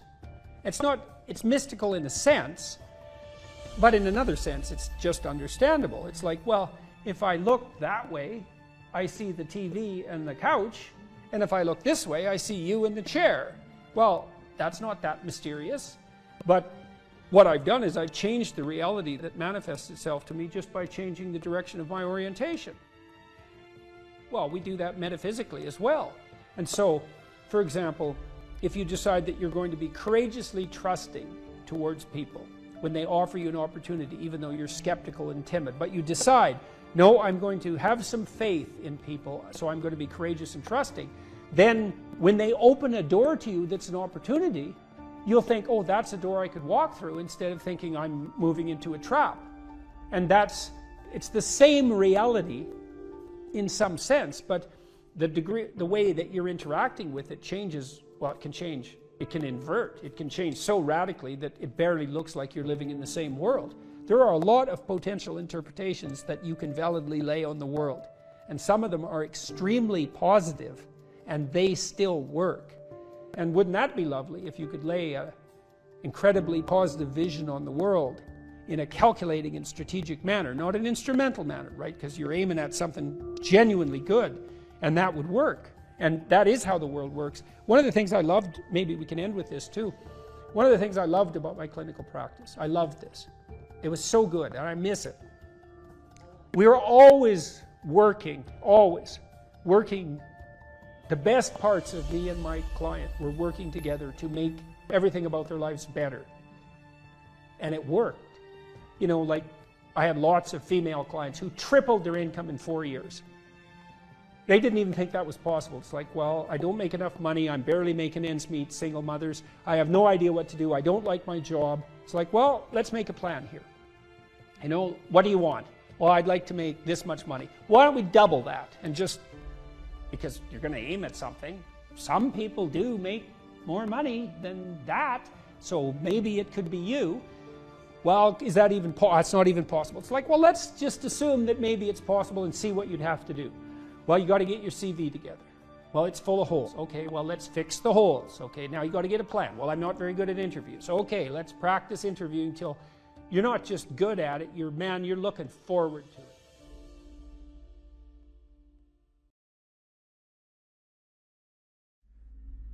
It's not an accident that the axiomatic Western individual is someone who was unfairly nailed to a cross and tortured. It's like, yes, right, exactly. So what do you do about that? Well, I thought about that for a long time too. It's like, well, you don't get together in a damn mob, because all that does is allow you to be as horrible as you could possibly imagine and suffer from none of the consequences. That's a bad idea. So how about we don't do that? Well, there's a deep idea in the West too. It's like, pick up your damn suffering and bear it and try to be a good person so you don't make it worse. Well, that's a truth. You know, I read a lot about the terrible things that people have done to each other. You just cannot even imagine it. It's so awful. So you don't want to be someone like that. Now, do you have a reason to be? Yes. You have lots of reasons to be. God, there's reasons to be resentful about your existence. Everyone you know is going to die. You know, you too. And there's going to be a fair bit of pain along the way, and lots of it's going to be unfair. It's like, yeah, no wonder you're resentful. It's like, act it out and see what happens. You make everything you're complaining about infinitely worse. There's this idea that hell is a bottomless pit, and that's because no matter how bad it is, some stupid son of a bitch like you could figure out a way to make it a lot worse. So you think, well, what do you do about that? Well, you accept it. That's what life is like. It's suffering. That's what the religious people have always said. Life is suffering. Yes. Well, who wants to admit that? Well, just think about it. Well, so what do you do in the face of that suffering? Try to reduce it. Start with yourself. What good are you? Get yourself together, for Christ's sake, so that when your father dies, you're not whining away in a corner, and you can help plan the funeral, and you can stand up solidly so that people can rely on you. That's better. Don't be a damn victim. Of course you're a victim. Jesus, obviously. Put yourself together. And then maybe if you put yourself together, you know how to do that. You know what's wrong with you, if you'll admit it. You know there's a few things you could like polish up a little bit, that you might even be able to manage in your insufficient present condition. And so you might shine yourself up a little bit, and then your eyes will be a little more open, and then you can shine yourself up a little bit more, and then maybe you could bring your family together instead of having them be the hateful, spiteful, neurotic, infighting batch that. So then you fix yourself up a little bit, kind of humbly, because, you know, God, you're a fixer-upper if there ever was one. And then you got to figure out, well, can you figure out how to make peace with your idiot brother? And probably not, because he's just as dumb as you, so how the hell are you going to manage that? And so then maybe you get somewhere that way, and your family's sort of functioning, and you find out, well, that kind of relieved a little bit of suffering, although it reduced the opportunities for spiteful revenge, and that's kind of a pain in the neck. And so then you get your family together a little bit, and you're a little clued in then, at least a bit, because you've done something difficult that's actually difficult. You're a little wiser, and so then maybe you could put a tentative finger out beyond the family and try to change some little thing without wrecking it. It's like, our society is complex, and we teach our students that they could just fix it. It's like, go fix a military helicopter and see how far you get with that. It's like, what are you going to do? You're like a chimp with a wrench. Whack! Oh, look, it's better. It's like, no, it's not better. Things are complicated, and to fix things is really hard, and you have to be like a golden tool to fix things, and you're not. So, and that's the other message of the West. It's like, how do you overcome the suffering of life? And I'm not saying it's only the message of the West. how do you overcome the suffering of life? Is be a better person. That's how you do it. Well, that's hard. It takes responsibility. And I think, you know, if you said to someone, you want to have a meaningful life? Everything you do matters. That's the definition of a meaningful life. But everything you do matters. So you're going to have to carry that with you. Or do you want to just forget about the whole meaning thing, and then you don't have any responsibility, because who the hell cares, and you can wander through life doing whatever you want, gratifying impulsive desires for how useful that's going to be, and you're stuck in meaninglessness, but you don't have any responsibility. Which one do you want? Well, ask yourself, which one are you pursuing? And you'll find very rapidly that it isn't the majority of your soul that's pursuing the whole meaning thing, because, well, look what you have to do that. You have to take on the fact that life is suffering. You have to put yourself together in the face of that. Well, that's hard. Christ, it's amazing people can even do it. I'm stunned every day when I go outside and it isn't a riot with everything burning. Because really, God, you talk to people, it's like, I knew this guy, he'd been in a motorcycle accident and it really ruined him, and he was like a linesman, you know, working on the power, and he was working with someone who had Parkinson's disease, and they had complementary inadequacies, and so two of them could do the job of one person, and so they're out there fixing power lines in the freezing cold, despite the fact that one was 3/4 wrecked with a motorcycle accident and the other one had Parkinson's. It's like, that's how our civilization works. It's like, there's all these ruined people out there, they've got problems like you can't believe. Off they go to work and do things they don't even like, and look, the lights are on. My God, it's unbelievable. It's a miracle. It's a miracle. And we're so ungrateful. College students, the postmodern types, they're so ungrateful. You know, they don't know that they're surrounded by just a bloody miracle. It's a miracle that all this stuff works, that all you crazy chimpanzees that don't know each other can sit in the same room for 2 hours sweltering away without tearing each other apart, because that's what chimps do. So anyways, so what happened? Well, I made some videos and I got to the bottom of some things, at least as far as I can tell, so I told you what the bottom is, and then I got this idea about what you might do about it, which isn't my idea. It's not my idea. It's an old idea. It's far older than Christianity. It's old. It's the oldest story of mankind. Get yourself together. Transcend your suffering. See if you can be some kind of hero. Make the suffering in the world less. Well, that's the way forward, as far as I can tell, if there is any way forward.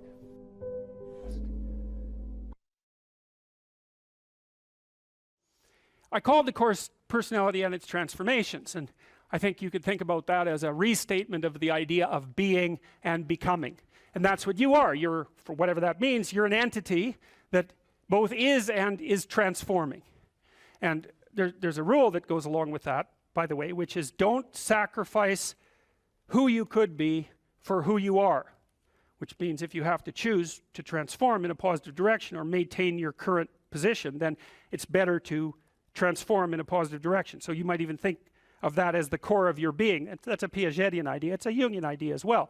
Who are you? You're the thing that transforms who you are. Now, you're also who you are, but on top of that, you're the thing that transforms who you are. And I do think that that's not an arbitrary statement, you know. One of the things that modern universities do dreadfully now is convince their students that value structures are relative, and that's a big mistake. There's a lot of things wrong with that idea, and one of the things that's wrong with that idea is that doesn't include what I just mentioned, which is that's a good moral rule, is you are the thing that is and you're the thing that becomes, and you should put the thing that becomes at a higher place than the thing that is. That means you also have to allow yourself to shake off those things about you that you might be pathologically attached to, habits and people for that matter, ways of thinking, all of those things. You have to allow yourself to shake those off, and that's more like a burning. That's why the phoenix is the symbol that it is, right? It's old and it deteriorates, it bursts into flame, and then it's reborn. It's like, well, do you want to be reborn? It's like, well, that's not the question. The question is, do you want to burst into flame? And the answer to that generally is no, but that's the wrong answer. The right answer is you let all that nonsense burn away, And you know, and you might say, well, I don't know what I should leave behind. And the answer to that is, that's a lie. You know some of the things that you should leave behind.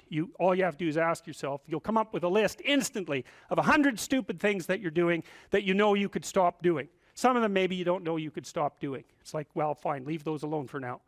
But there's a bunch of things you perfectly know well that you could stop doing that would improve your life. And so do that, see what happens. That's a good idea. All right. So it's personality and its transformations, because partly I wanted to talk to you about what you are as a human being and also as an individual, but also what you could become. And that's actually a crucial question in the domains of clinical psychology in particular, because a lot of what you're doing with people as a clinician is trying to figure out who they could become. That's right. You have a problem, your life isn't what it could be. It's like, fine, let's see what it could be like if we changed it. We'll figure out how to change it. That's got to be a negotiated dialogue, right? Because like, I don't know what the hell you should do with your life. I can help you figure it out, maybe we can talk about it, but you are the person who has to decide if the things that you're aiming for, you know, get you out of bed in the morning, because that's really that's at least one of the crucial issues. So you got to specify the goal, and then you got to specify the transformation processes and start practicing them. And you have to understand that you're going to be bad at it, but it doesn't matter, because bad's fine. Persistent is what you need to be.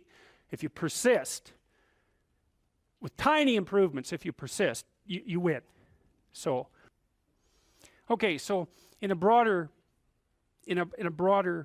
context, you can think about this as a more fundamental ontological question. So one question is how you should act in the world. The other question is, well, what is the world? And that's a complicated problem. This is a scientific answer to that question, and that is that the world is a collection of objective phenomena. And that's a very powerful perspective. And we have a good method for determining what the world is like as a collection of objective phenomena. And that's made us very technologically powerful, and so more power to us and all that, but leaves a question unanswered. And the question is, well, the world isn't just a place of objective phenomena, because it's not a panoply of inert matter. It has living conscious creatures in it, and they're a different order of being. And the fundamental issue for conscious active creatures is not what is the world from an objective perspective, but how it is that you should conduct yourself in the world. And there's a kind of unbridgeable gap between those two domains of inquiry. And I think the reason for that is that the scientific method removes value from its descriptions. That's actually what it does. And so once you're left with value-free descriptions, it's very difficult to extract out a value proposition from them, because that's the scientific method removes the value propositions. You're supposed to be left with only that which is objective, right? And value propositions are in the domain of the subjective. So I think the idea that you can derive what you should be or do from a collection of facts is flawed, A, because collecting the facts themselves gets rid of the value structure, but B, there's an infinite number of facts, and so how are you going to pick which ones should guide you? You can't. You have to do something else. The facts do not tell you what to do with the facts. You need something else to help you figure that out. Well, it's come to me over the years that that's what the narrative cognitive framework does. It's the framework that we use to specify how we should act in the world. And so you could divide the world into the world as it is and the world as perhaps it should be. That gives you some direction, and you need that, and we know this technically, right? You need direction. The reason for that is it's direction that produces primary positive emotion. And so if you need positive emotion to move through life, which you do, because you can't even move without positive emotion, and also positive emotion is a good bulwark against terror and pain. If you need those things, then you need direction, you need a goal, you need a value structure.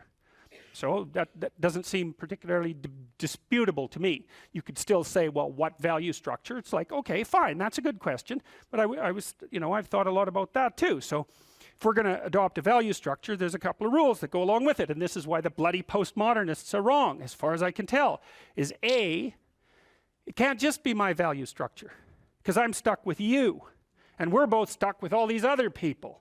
And so if I'm going to lay out a value structure, which is a way of interpreting the world, let's say, and there's an infinite number of potential ways of interpreting the world, it's like, yeah, fine, no problem, except that I have to interpret the world in a way that I can use while I'm dealing with you, and while the two of us are dealing with everyone else, and while all of you are dealing with everyone else.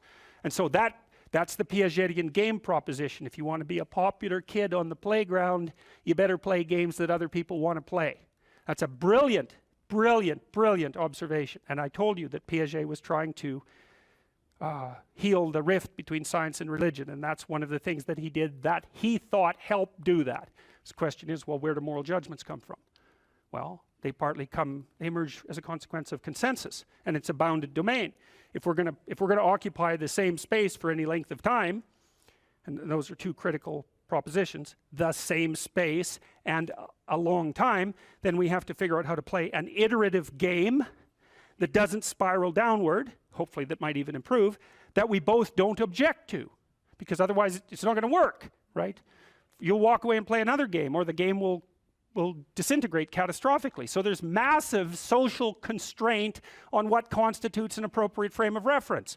So much for the relativist argument. And then there's another issue that's equally relevant, and it's associated with the idea of objective reality to some degree, but that's not exactly correct, because it's not exactly objective reality.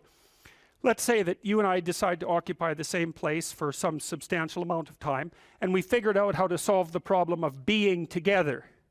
But you and I still have to figure out how to solve the problem of being together in a manner that doesn't make the world object too much. And it isn't just other people, although that's a huge part of the world. You want them to not object. You may even want them to support you. That would even be better. But you also have to deal with the tendency of matter to object.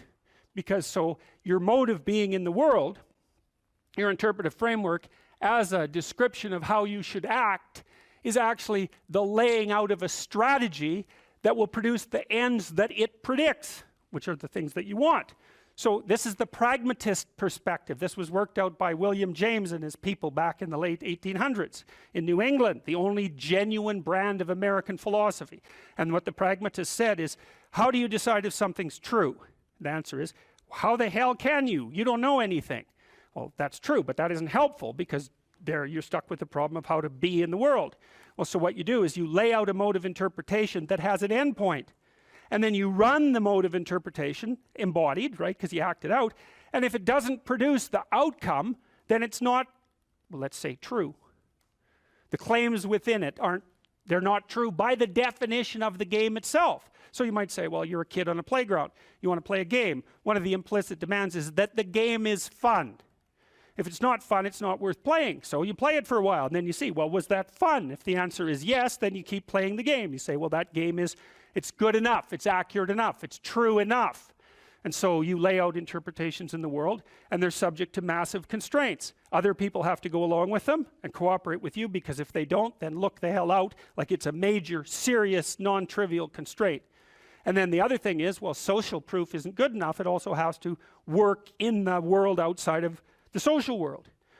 So if you have an illness and you have some hypothesis about how to construe it, you might say, well, is my understanding of the illness correct? Well, it implies that I take these actions. Well, how do you know if it's correct? Well, you take the actions, and if the illness gets worse, then by the definitions that are implicit in the framework of reference that you're using, you've made an error. And so there's no relativism in that. You could still say, well, there's a lot of potential solutions to any potential set of problems. It's like, yeah, there's lots of different ways to play chess on a single board. Right, but that doesn't mean that any old solution is as good as any other solution. It doesn't mean that at all. So, okay, so then we're looking at things two ways. We're trying to figure out, well, how does the world present itself, and then how is it that you should act in it? And so, well, there's other constraints on the mechanisms of interpretation that you place in the world. So we could say, well, you're constrained in your interpretations by the constraints that other people place on you. But there's internal constraints as well. We talked about those mostly from a biological perspective, because you could also regard yourself in some sense as a loose internal society. And that's sort of a psychoanalytic dictum, right? You're a collection of sub-personalities, or you could say you're a collection of sub-routines. I don't care how you formulated, but you're a unity, but you're a unity that brings together a plurality of subcomponents. And part of the constraints on how it is that you lay out your interpretation of the world is that you have to satisfy those internal subsystems, right? So you're the ego, but it's more like you're the captain of a ship full of people who are rowing. You got to keep the people rowing. You're not tyrant. You're not omnipotent tyrant of your own destiny. You're constrained by the nature of your own being. And so you have to provide yourself with food, and you have to provide yourself with shelter, and you have to provide yourself with water, and all of these things. And those are demands that are laid on you by the nature of your internal processes. And of course, how they lay themselves out as demands and what the appropriate solutions to that is, to those problems are, is debatable infinitely. But you can see the constraints stack up. You have to satisfy your internal constraints. So they have to be brought into a unity. That seems to happen, at least in part, between the ages of 2 and something like between the ages of birth and 4 years old, maybe even 2 years old. You bring yourself together into something that's sort of functioning as a unity. Then you have to turn that unity into a unity that can function in the social world with increasing breadth. And that unity in the social world has to be a unity that can function inside the natural world. It's something like that. So you're stacking up these games into a hierarchy of increasing complexity. And one of the questions that emerges from that is, well, what should be at the top of the hierarchy? If it's a hierarchical structure, it has to be a hierarchical structure because some things have to be worth doing more than others, or you can't act, which is another thing I really don't like about the postmodernist ethos, because it claims that value structures are there to eliminate, to exclude and oppress, and never once notices that, well, yeah, fair enough, but value structures are also there so that you know which way to walk, because you can't figure out which way to walk without saying that that direction is preferable to that direction. So you're stuck with the damn things. And they do exclude. Obviously, category structures exclude. The question is, if you're going to have a value structure, how is it that it should be constituted? Well, I already described some of the constraints. Like if your value structure is perfectly functioning except that you don't get enough to eat, that turns out actually to be a fatal problem, right? And it might be, you can run into all sorts of fatal problems. You're too lonesome. Well, it means let's say that your value structure is too narcissistic. There's lots of reasons to be lonesome, but that might be one of them. Or you're too timid or something like that. Like you're going to be informed by your own internal biological mechanisms when the value structure that you're laying out in the world is insufficient to keep itself propagating across time. And some of that's just you, and some of that's other people, and some of that's the natural world. Constraints galore. And so in the face of all those constraints, it's absolutely unreasonable to say any old solution goes. Just try it. Generate a random solution. Run it as a simulation in the world. And see how many slings and arrows come your way. There'll be plenty. And you might say, well, I don't care about slings and arrows. It's like, yeah, no. That's a claim you don't get to make. So, okay, so you're being informed internally as to the nature of your value structure. You have to specify where you are. You have to specify where you're going. You have to integrate all your underlying biological mechanisms into that schema. It's something I think that's actually kind of weak about the Piagetian ideas, because Piaget, I'm a great fan of Piaget, but Piaget tended to think that the child came into the world with nothing but a set of reflexes. I mean, that's his technical claim, and that you bootstrap off those reflexes, and I think it underestimates the degree to which the child comes into the world as an already prepared unit. And I mean, he just thought of those things as so self-evident that you don't need to talk about them, but that's actually not true. You do need to talk about them. We know, for example, that if you provide children with food and shelter, and adequate food and shelter, but you don't interact with them socially, almost all of them die in the first year, right? It's not optional. Touch is not optional for children. Attention is not optional for children. Play is not optional for children. So it isn't just like, well, the child comes into the world with a set of reflexes and can adapt to any old environment. It's like, no, the environment has to be structured in a certain way or the child will die. And it's very interesting when it comes to things like play and touch, because you wouldn't think of those as fundamental necessities, right? But it turns out that they are. If you deprive a child badly enough of play and touch in the first 3 years of their life, even if they survive, what comes out at the end of that is often something that's like barely recognizable as a functional human being and cannot be repaired after that point. And that experiment was done with Romanian orphans back in the 90s. So it was an ugly situation, to say the least. Okay, so now you take these underlying biological systems and maybe they aggregate themselves into something that vaguely looks like your temperament, your 5 temperamental dimensions. So maybe if you're an extrovert, you're dominated by the dopaminergic system, just like you are as if you're high in openness. And if you're high in neuroticism, it's mostly that you're dominated by anxiety systems and systems that mediate emotional pain. And if you're agreeable, you're dominated by the function of the underlying maternal/care affiliation systems. But so you could say, well, you've got these loose, you've got a multitude of fundamental biological predispositions that manifest themselves as implicit stories, something like that, and they organize themselves into the primary temperaments, and the primary temperaments are biasing factors that determine in part the nature of the interpretive structure that you're going to lay out in the world. It's not entirely determined by your temperament. We know that personality is only predicting, something like, let's say, 10% of the variance in most complex social outcomes. And the other elements are, well, temperamental as you might be, you still have to get along with other people and the world. So you come in with these internal biases, but they still have to be modified extensively by your social and your natural surround. Okay, and then you develop your routines from the bottom up, as Piaget pointed out, and sometimes from the top down, because now and then you can think yourself into a radical transformation. But mostly what you're doing is building the micro units of your interpretive schemas and your behaviors and aggregating them into higher order structures that you can then tag with higher order abstractions. And we talked about that. You can't tell a 3-year-old to clean up his room. And the reason for that is those are empty boxes as far as the kid's concerned. Clean? He might have room, he might have that. Clean he doesn't have. He might have pick up the teddy bear and put it in that space, right? So that's one of these little micro routines. And maybe you say, you put 20 of those micro routines together and now you can say, clean up your room. And basically what you're saying is, implement the 10 micro routines that you've learned. And so a well-functioning personality has all the micro routines in place. That's actually something that you help people with if you're a behavioral therapist, because one of the things you assume if you're a behavioral therapist is that sometimes the reason people aren't doing things is because they don't know how. Sometimes maybe the person's depressed but potentially high functioning. They got all the damn micro routines. They're well socialized. They're just dormant. You got to get them awake again and implementing them. But sometimes you get someone in your practice, say, who's just been neglected like you cannot believe, right? The parents never paid any attention to them, or maybe just punished them every time they did something good. That's really fun. And then, they didn't make friends, and so they're really, really vague and poorly articulated. And so then what you do is you work at the bottom of the micro routines and get them to practice building up all these little attributes that they didn't build up. And one of the things you can think about in terms of character development is, so now maybe you understand something about your own personality. You might say, well, what could you do to improve your personality? And the answer is, develop some of the micro routines on the other side of the personality distribution. So if you're disagreeable as hell, maybe you could start learning how to do nice things for people.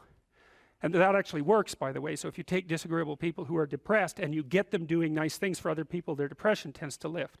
But then by the same token, if you're agreeable, then you should practice doing some things for yourself and being more tough-minded in your negotiations. And so you can sort of place yourself on the personality trait distribution. You're extroverted. It's like, okay, man, learn to spend some time with yourself, right? You're low in openness. Well, try reading a book that's outside of your sphere of interest now and then. If you're conscientious, well, you should probably learn how to relax occasionally, and so forth. So I think partly what you're doing as you're developing your personality is not moving the mean much, the average, where you're located, but you're extending the standard deviation so that you're a bigger bag of tricks than you were before. And I think you can practice that consciously. It's like, you're hyper orderly. It's, well, get a dog, Dogs are messy, horrible things, It's just what you need if you're hyper orderly, because they're going to leave hair everywhere and force you to live with it.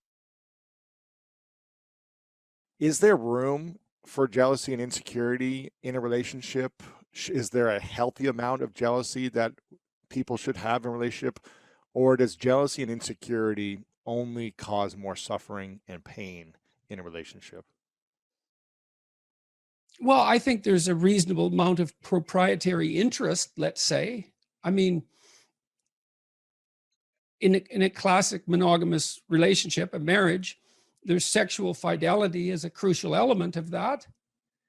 And maybe you'll make an arrangement that differs from that, but it's not easy to chart uncharted territory like that. I mean, if you want to have an adventure like that with a partner, a monogamous adventure that also includes sexual exploration, well, maybe you can pull it off, but I doubt it. It's really complicated. Yeah. Let's say you're not having sexual exploration with other people and you're telling each other the truth and you're being honest. Is there room to be jealous or insecure in that relationship? Or does jealousy typically cause more harm than it does, spice and good, I guess? I think jealousy probably causes more trouble than good, but that doesn't mean that there's something wrong with the proprietary interest. Should you care if your partner pays undue attention to someone of the opposite sex they find attractive? Well, probably you should care. You might even say something about it. They might even be happy about that, right? Because it indicates that you noticed and that it matters to you. Now, I think it shades into jealousy when it's harmless interactions. It's interactions that would be regarded as harmless by a third-party observer, let's say. I know that's a very difficult line to draw, that are being magnified as a consequence of insecurity on the part of the observer. Or there's envy where your partner is attracting attention, status, success, any of those things, and you're jealous of that. That's not helpful. You should be pleased. The optimal situation is for you to be pleased when your partner is successful. I don't think competitive couples, I don't think competition between people who are in a monogamous relationship is useful, particularly. It's not zero-sum competition. Yeah. I mean, you can compete in a game-like sense. Right. Fun, fun, playful competition, but not. Yeah, but not existential competition. You're on the same team. That's the point. Right. And if one of you is feeling left behind for one reason or another, it's time to throw that out on the table and say, look, I'm playing second fiddle here far too often. What can we do about that? Well, it looks like you need it. And like I've got an adventure, it looks like you need one too. Well, how can we rearrange the situation so I have my adventure? And then it's up to that person too to figure out what obstacles they might be putting up in their own pathway, right? That's stopping them. And then they have, they're angry at you for getting in the way, but it's actually a consequence of them using you as a convenient excuse for not doing something difficult. Those things all have to be sorted through. It's very hard. Yeah. These conversations are extremely difficult. It's no wonder people avoid them. I also think people are not taught to negotiate. Oh man. At all. And that's a real shame. First of all, you figure out what you want.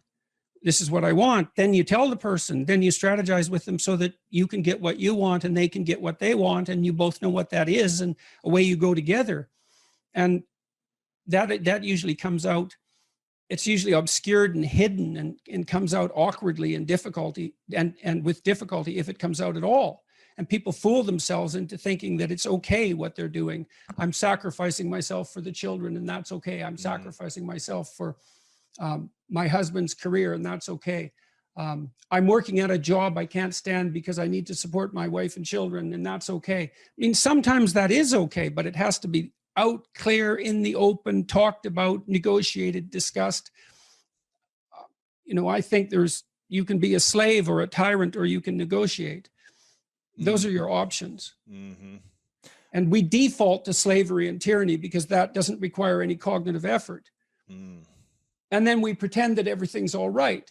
And then it blows up in our faces and we end up divorced. Right. So we got to learn how to negotiate. Yeah. Yeah. Well, and then you have to notice that there are things that you want, right? And you have to tell yourself what those are. And then you have to let the other person know. And then they can deprive you of them because they actually know who you are. And so that's a big risk.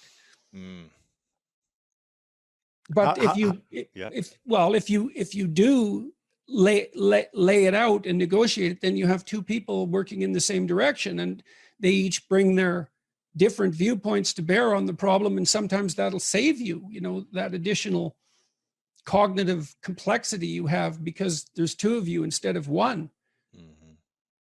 it can make you much more effective. What happens when we feel like our partner is depriving us of what we want? If it's not, infidelity or something of the likes of being with other people, but something else that we want in our life, a goal. Well, sexually, that happens all the time. Right. Because people, generally speaking, men would like to have sex more frequently than women. So that's a sticking point in many relationships. But forget that for the moment. We might just as well say that the probability that one partner and the other partner are going to have exactly the same level of sexual interest, say with regards to frequency, is quite low. Mm-hmm. So there's going to be friction there. So what do? Well, you negotiate about it. It's like, well, I'd like to have sex 15 times a week. Well, I'd like to have sex once a week. Right. Okay, well, the logical meeting point there would be in the middle. Mm-hmm. But then that has to be planned out. And you also have to say exactly what you mean. Well, exactly what do you mean by sex? Because there's all sorts of variations of sex, ranging from just intimate closeness to mm-hmm. full-fledged sexual activity of various sorts. And the various sorts matter too. And these are painful discussions often. It's very funny in some sense that people will do and desire things that they won't talk about, right? They'll engage in the act, but they won't engage in the negotiation. And they won't admit what they want. Why is it so hard for us to admit what we want? We're ashamed of it. That's easy with sex. Sex and shame regulates sex. People say, well, you shouldn't be ashamed of sex. It's like, well, really? Really? No, that's a stupid theory. We arrest people who expose themselves in public. Why? Well, because we don't want people masturbating in public. We assume they should be ashamed enough not to do that. Mm-hmm. Shame regulates sexual behavior. So we're embarrassed about our desires. And, naively, you'd think, well, you can just shed that. Well, first of all, no, you can't. And second of all, it isn't obvious at all that you should. What you might be able to do is to determine how to play out your sexual life in the confines of your relationship in a manner that neither of you do find shameful. But that's just think how hard that is. Like, you think, well, that's what I want. It's like, but then you think about how unlikely that is and how difficult it would be to attain it. You could say that if that ever happens to you in your life once, you're lucky, that it's perfect. Now, I think that's pessimistic because I believe that solutions to that problem can be negotiated, but it's not. It's what everyone wants, but it's an extraordinarily difficult thing to bring about. So let's say you want the ideal romantic evening. Well, okay, what are you going to do about it? Are you going to put yourself in reasonable physical shape? So you're attractive? Mm-hmm. Are you going to make a playlist and put some time into it? Are you going to buy some candles? Are you going to buy something nice to wear? Are you going to wear it? Are you going to dare to wear it? That might be true for you and for your partner. Are they going to dare to wear it? Are you going to be smart enough if they do wear it to respond in a way that makes them feel confident and increases the probability that they'll do it again? Are you going to do whatever is necessary to make yourself physically attractive in that moment? Are you going to have the kids put away? Have you got the day-to-day aggravations with each other that are dragging you down and making you resentful under control so that you actually do want to give your partner some pleasure? Like, these things are very hard, but they're not impossible, and they're worth it. But it's not surprising that people don't do it. And then the next, then there's the shame part too, as well. Okay, just exactly what is permissible or desirable, and when are your kinks, counterproductive. Exactly. You know, we certainly can't have that discussion as a culture. You know, on the one hand, we think, we're so split on this. On the one hand, we think any sexual misbehavior should be subject to the harshest of punishments, and everything goes and is acceptable. It's like, well, good luck having both of those ideas. Right. And it's so interesting to me to watch this. You know, there's just outrage, constant outrage about sexual misbehavior. And fair enough. Like, that doesn't surprise me. When you mean sexual misbehavior, you mean someone cheating or someone having an affair, or what sexual misbehavior? Yes, or unwanted sexual attention or sexual harassment. And I'm not saying these things don't happen or that they're not nefarious and awful. Obviously they are. It's no wonder that happens. But at the same time, we also are obsessed with the notion that any sexual interest of any sort whatsoever, with the possible exception of sexual interest in children, is absolutely laudable. Well, sorry, you can't have both of those things. Right, right. So, and because we want both of them, insist upon both of them, then we can't even have a discussion. We can't have a discussion about pornography.